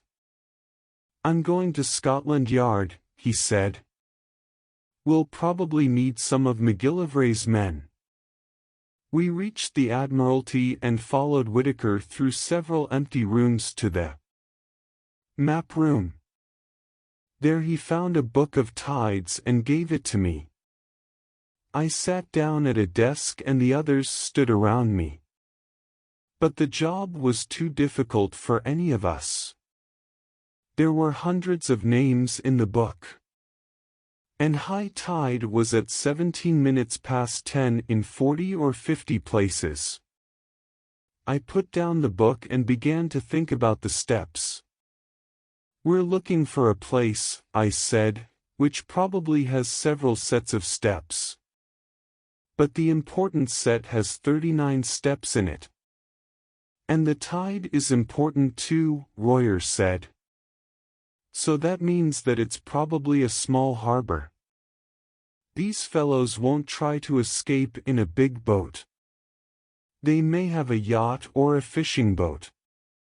That's quite possible, I said. The place may not be a harbor at all. These spies have been in London, and now they want to go to Germany. So they'll probably leave from a place on the east coast. I picked up a piece of paper and wrote down our ideas. 1. The place has several sets of steps or stairs. The important set has 39 steps. 2.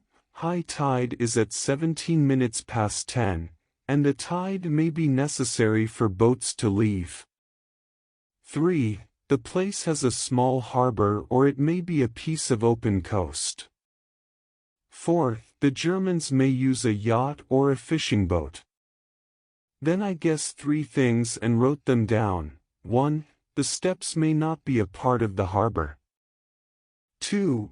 It is a quiet place. 3.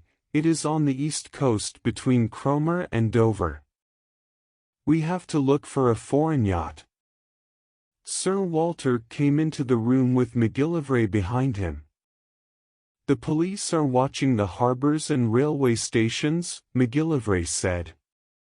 But it's not going to be easy for them. They're looking for a fat man, a thin man and an old man. I showed my paper to Sir Walter and said, "These are our ideas. But we'll need someone to help us." I turned to Whittaker and said, "Is there a chief coast guard on the East Coast?" "I don't know. But we have an inspector of coast guards in London. He lives in Clapham and he knows the East Coast very well. Can you bring him here tonight?" I asked. "Yes, I think so. I'll go to his house." It was very late when Whittaker returned with the inspector. He was a fine old fellow and very polite to the officers. Sir Arthur Drew spoke to him first. "We're looking for a place on the East Coast," he said, "where there are several sets of steps. They probably lead down to the beach. Do you know any place like that?" "Well, sir, I don't know. There's Brattlesham in Norfolk, of course. There are steps there, but only the fishermen use them." "That isn't the place," I said. "Then there are plenty of holiday places. They usually have a few steps." "No. This is probably a very quiet place." "Then I'm sorry, gentlemen. I don't know. There's only the Rough." "What's that?" I asked. "It's a bit of high ground on the Kent coast. Near Bradgate. There are some fine houses on the top and some of them have stairs down to the beach. They're private beaches, of course." "What do you mean by that?" "Well, the people who own the houses also own the beaches, sir. When you buy a house there, you get a piece of private beach as well." I picked up the Book of Tides and found Bradgate. High tide there was at 27 minutes past 10 on June 15th. How can I find the time of high tide at the Rough? I asked the inspector. "Oh, I know that, sir. I stayed there once in June. It's 10 minutes before high tide at Bradgate." I shut the book and looked around. "Sir Walter," I said, "can I borrow your car and a map of the roads in Kent? I'd like to have some of your men too, McGillivray. We may be able to surprise these German gentlemen tomorrow morning." They did not answer me for a moment. I did not work for the Foreign Office or the Admiralty, and I was not in the British Army. But I was young and strong and I had met these spies before. It was Royer who spoke first. "I'm quite happy," he said, "to leave this matter in Mr. Hannay's hands." Yes, Sir Walter said, "I think so too." And he nodded at McGillivray. Half an hour later I was driving quickly through the villages of Kent. McGillivray's best officer was sitting beside me in the car. It was 3:30 in the morning. Chapter 10. The House by the Sea. We stayed at the Griffin Hotel in Bradgate. At 7 o'clock in the morning I was looking out of a window there. It was a beautiful day. A man was fishing down at the harbor, and I remembered Royer's story about the lion. A small warship had just arrived and was lying south of the harbor. I called McGillivray's man. "Inspector Scaife," I said, "do you know that ship? Perhaps Whitaker sent her here." "I don't think so," he said. "She's usually along this part of the coast." And he told me her name and the name of her captain. I went to the telephone and sent a telegram to Sir Walter about them. After breakfast Scaife and I walked along the beach. We went towards the stairs on the Rough but stopped half a mile from them. "I won't come all the way with you," I said. "These fellows know me very well. I'll wait here. You go on and count all the steps." I sat down behind a rock and waited. There was no one on the beach. It was 10 o'clock when Scaife came back. "There are 6 sets of stairs," he said, "and they lead to 6 different houses."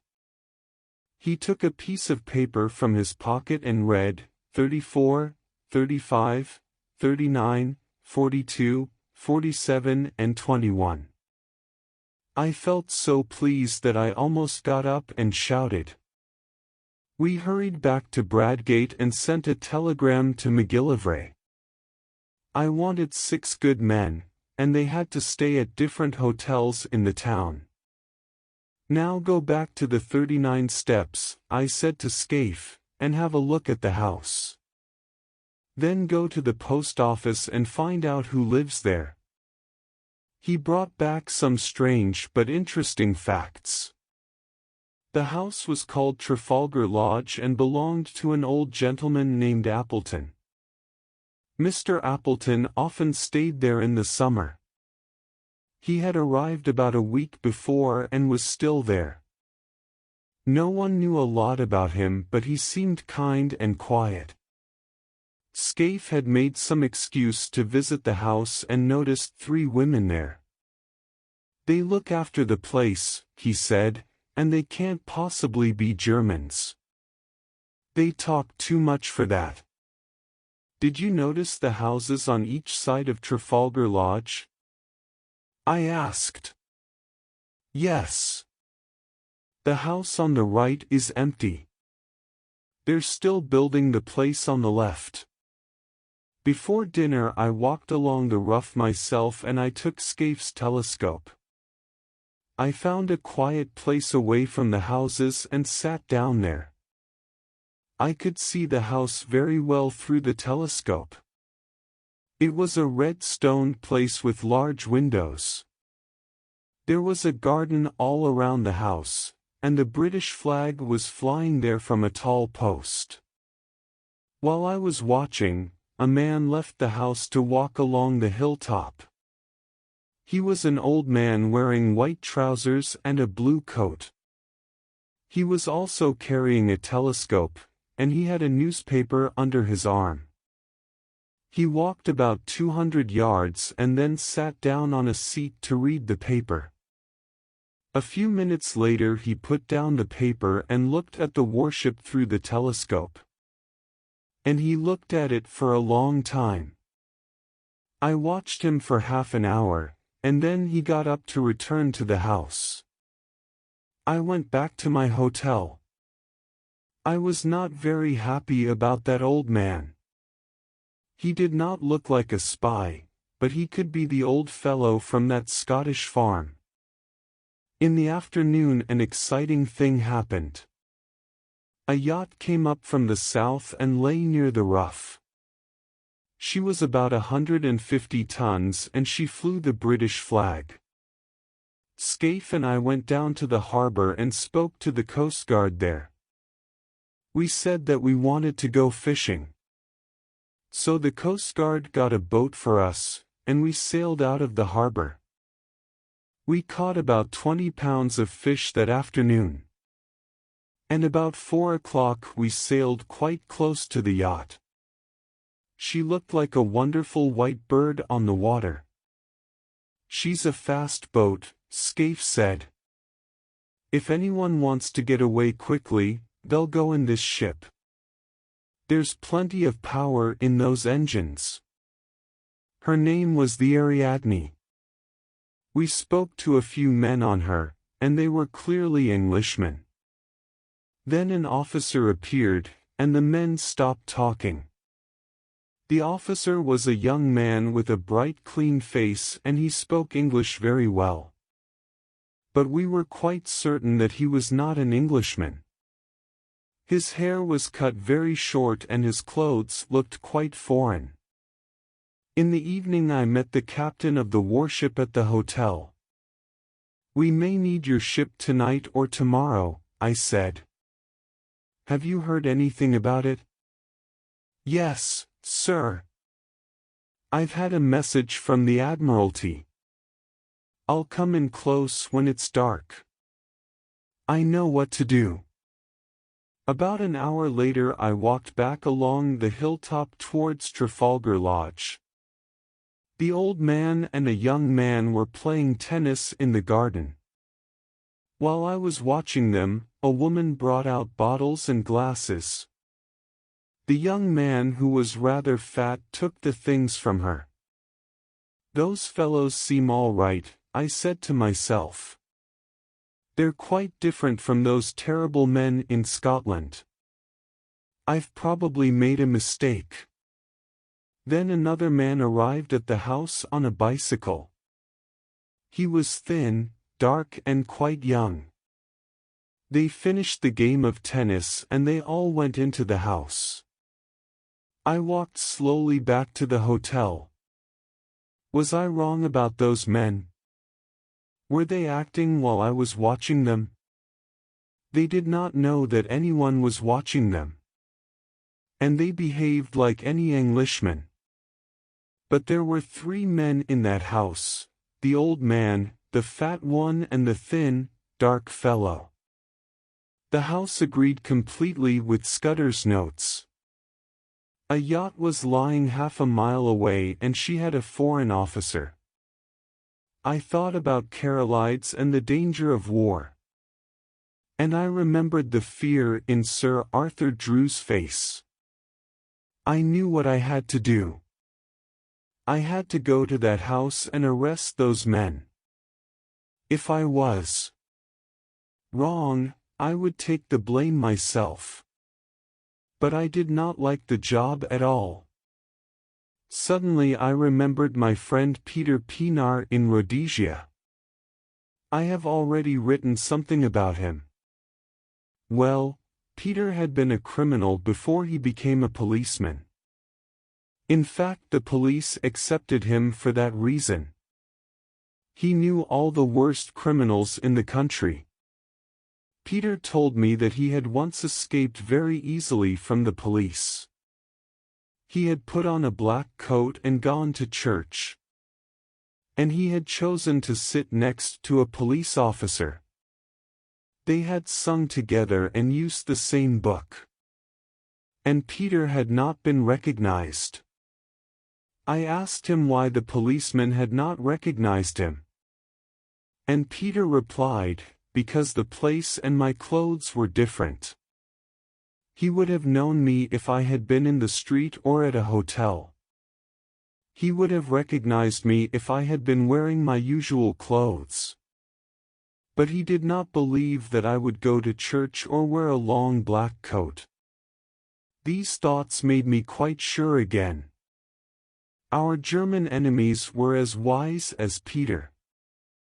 They lived in an English house, and the British flag was flying in the garden. They used English names and played English games. Their private life was completely English, and so no one was suspicious of them. It was now 8 o'clock in the evening. I met Scaife at the hotel and gave him his orders. "Put 2 men in the garden," I said, and hide 3 others close to the windows. When I want you, I'll call. I was not hungry, so I went for a walk. I noticed the lights on the Ariadne and on the warship. I sat down on a seat and waited for more than an hour. At 9:30 I went to Trafalgar Lodge. Scaife's men were in their places by now, but I did not see anyone. There were lights in the house and the windows were open. I rang the doorbell. One of the women opened the door. "May I speak to Mr. Appleton?" I asked. "Yes, sir." "Please come in," she said. I had made a plan. I hoped to walk straight into the house and see those 3 German faces at once. They would recognize me immediately, and it would show on their faces. But when I was inside, I could not move. I noticed their hats and coats and walking sticks. There was a large clock in the corner of the hall. English pictures were hanging on the walls, and the place was like 10,000 other English homes. "Your name, sir?" the woman asked. "Hannay. Richard Hannay." She went into a room and called my name. I followed her immediately, but I was too late. The 3 men had had a moment to hide their surprise. The old man was standing up, and he and the fat one were wearing dinner suits.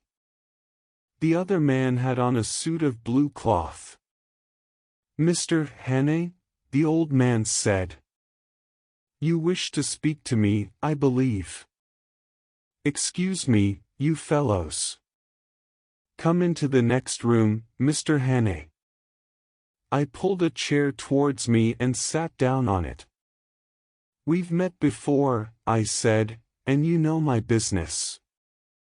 The light was not very bright in the room.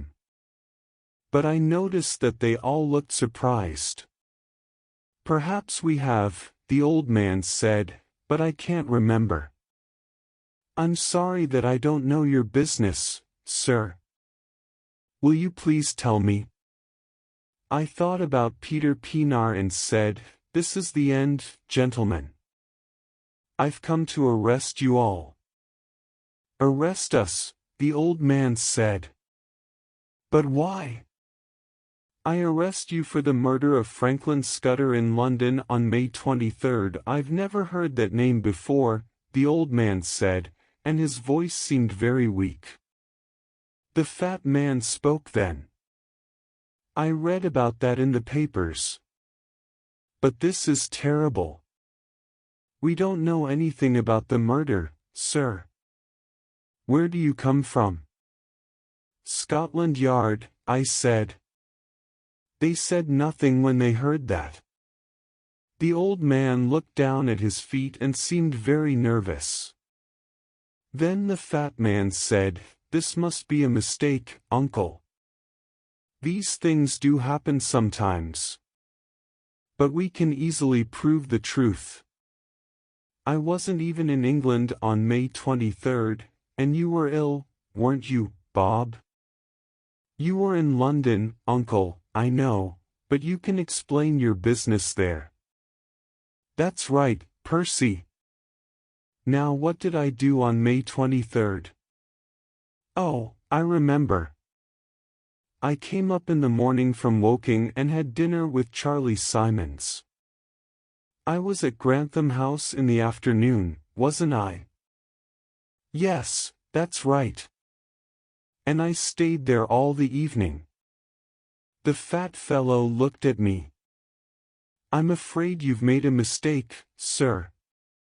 We'll help you if we can, of course. But sometimes Scotland Yard is wrong." "Yes, indeed," the old man said. "We'll do anything to help you, sir, but this is clearly a mistake." "Won't Nellie laugh when she hears about this?" one of them said. "Oh, she will. I must tell Charlie about it too. Now, Mr. Hannay, I'm not angry with you, but you've come to the wrong place. They could not be acting. I felt sure that it was all true. I had made a mistake. And I wanted to say, I'm sorry, gentlemen, and leave the house. But the old man was very bald. The fat fellow was there too, and the third man was dark and thin. I looked at them carefully and I looked around the room. Everything was all right. I could not see one suspicious thing in that room. And I did not recognize their faces. Don't you agree, sir? The old man asked me. Haven't you come to the wrong house? No. This is the right house. Well, it's a great waste of time, the thin fellow said. Are you going to take us to the police station? You're only doing your duty, I know, but it's very difficult. I did not answer him. I thought, oh, Peter Pienaar, help me. The fat man stood up. Perhaps Mr. Hannay needs more time, he said. It isn't an easy problem for him. Let's play bridge for half an hour, shall we? Do you play, sir? Yes. I've plenty of time and I like a game of bridge. We went into the next room, and I looked around. Books and newspapers were lying about. The tennis things were in an open cupboard in the corner. The old man's telescope was on top of the cupboard. We sat around a card table in the middle of the room. And the dark fellow brought me a drink. I played with him against the other two. It was like a dream. The windows were open, and I could see the moonlight on the sea. The three men were not afraid at all. They were talking and laughing together. But my heart was beating very quickly. I did not play very well that night. My thoughts were too ugly for me to follow the cards. I had doubts about these men, and they knew it, of course. I looked at their faces again and again but could not recognize them. They did not only appear different. I felt sure that they were different. Oh, Peter, I thought once more. Then suddenly I noticed something. The old man had put down his cards to drink some wine. And he did not pick them up for a moment. He sat back in his chair and began to rub his right ear. I immediately remembered that Scottish farm. I was standing in front of him there again. I had just finished telling him my story. And he had sat back and rubbed his ear. It was only a little thing, but I remembered it clearly. The clouds lifted from my eyes and everything was bright again. I recognized the three men at once. Their faces changed suddenly and I knew all their secrets. It was the dark fellow who had killed Scutter. I was still playing bridge with him, but his eyes looked cold and cruel now. The fat man had changed too. He did not have one face but 100 faces. And he had probably been Lord Allo of the night before. But the old man was clearly the chief criminal. He was as hard as a rock and quite without fear. I remembered Scutter's words, "If you see his eyes, Hannay, you'll never forget them." And it was true. I should never forget them. We continued to play, but my heart was full of hate. When the dark man spoke to me, I could not answer him. "Bob! Look at the clock," the old man said. "You'll miss your train if we don't hurry." He turned to me. Bob has to go back to London tonight. The voice was now as completely false as their faces. I'm sorry, I said, but he isn't going tonight. Why not? The young man asked. I must go. I'll give you my address. No. You must stay here. That probably made them nervous. They had tried to deceive me, but the trick had failed. They had only one chance now, and the old man took it. Well, arrest me, Mr. Hannay, and let my nephew go. Will that be all right? I shouted, Scaife. The lights went out immediately. Strong arms held me, and I could not move. Schnell, Franz, a voice cried, Das Boot, das Boot. I looked out of the window. 2 police officers were running across the garden.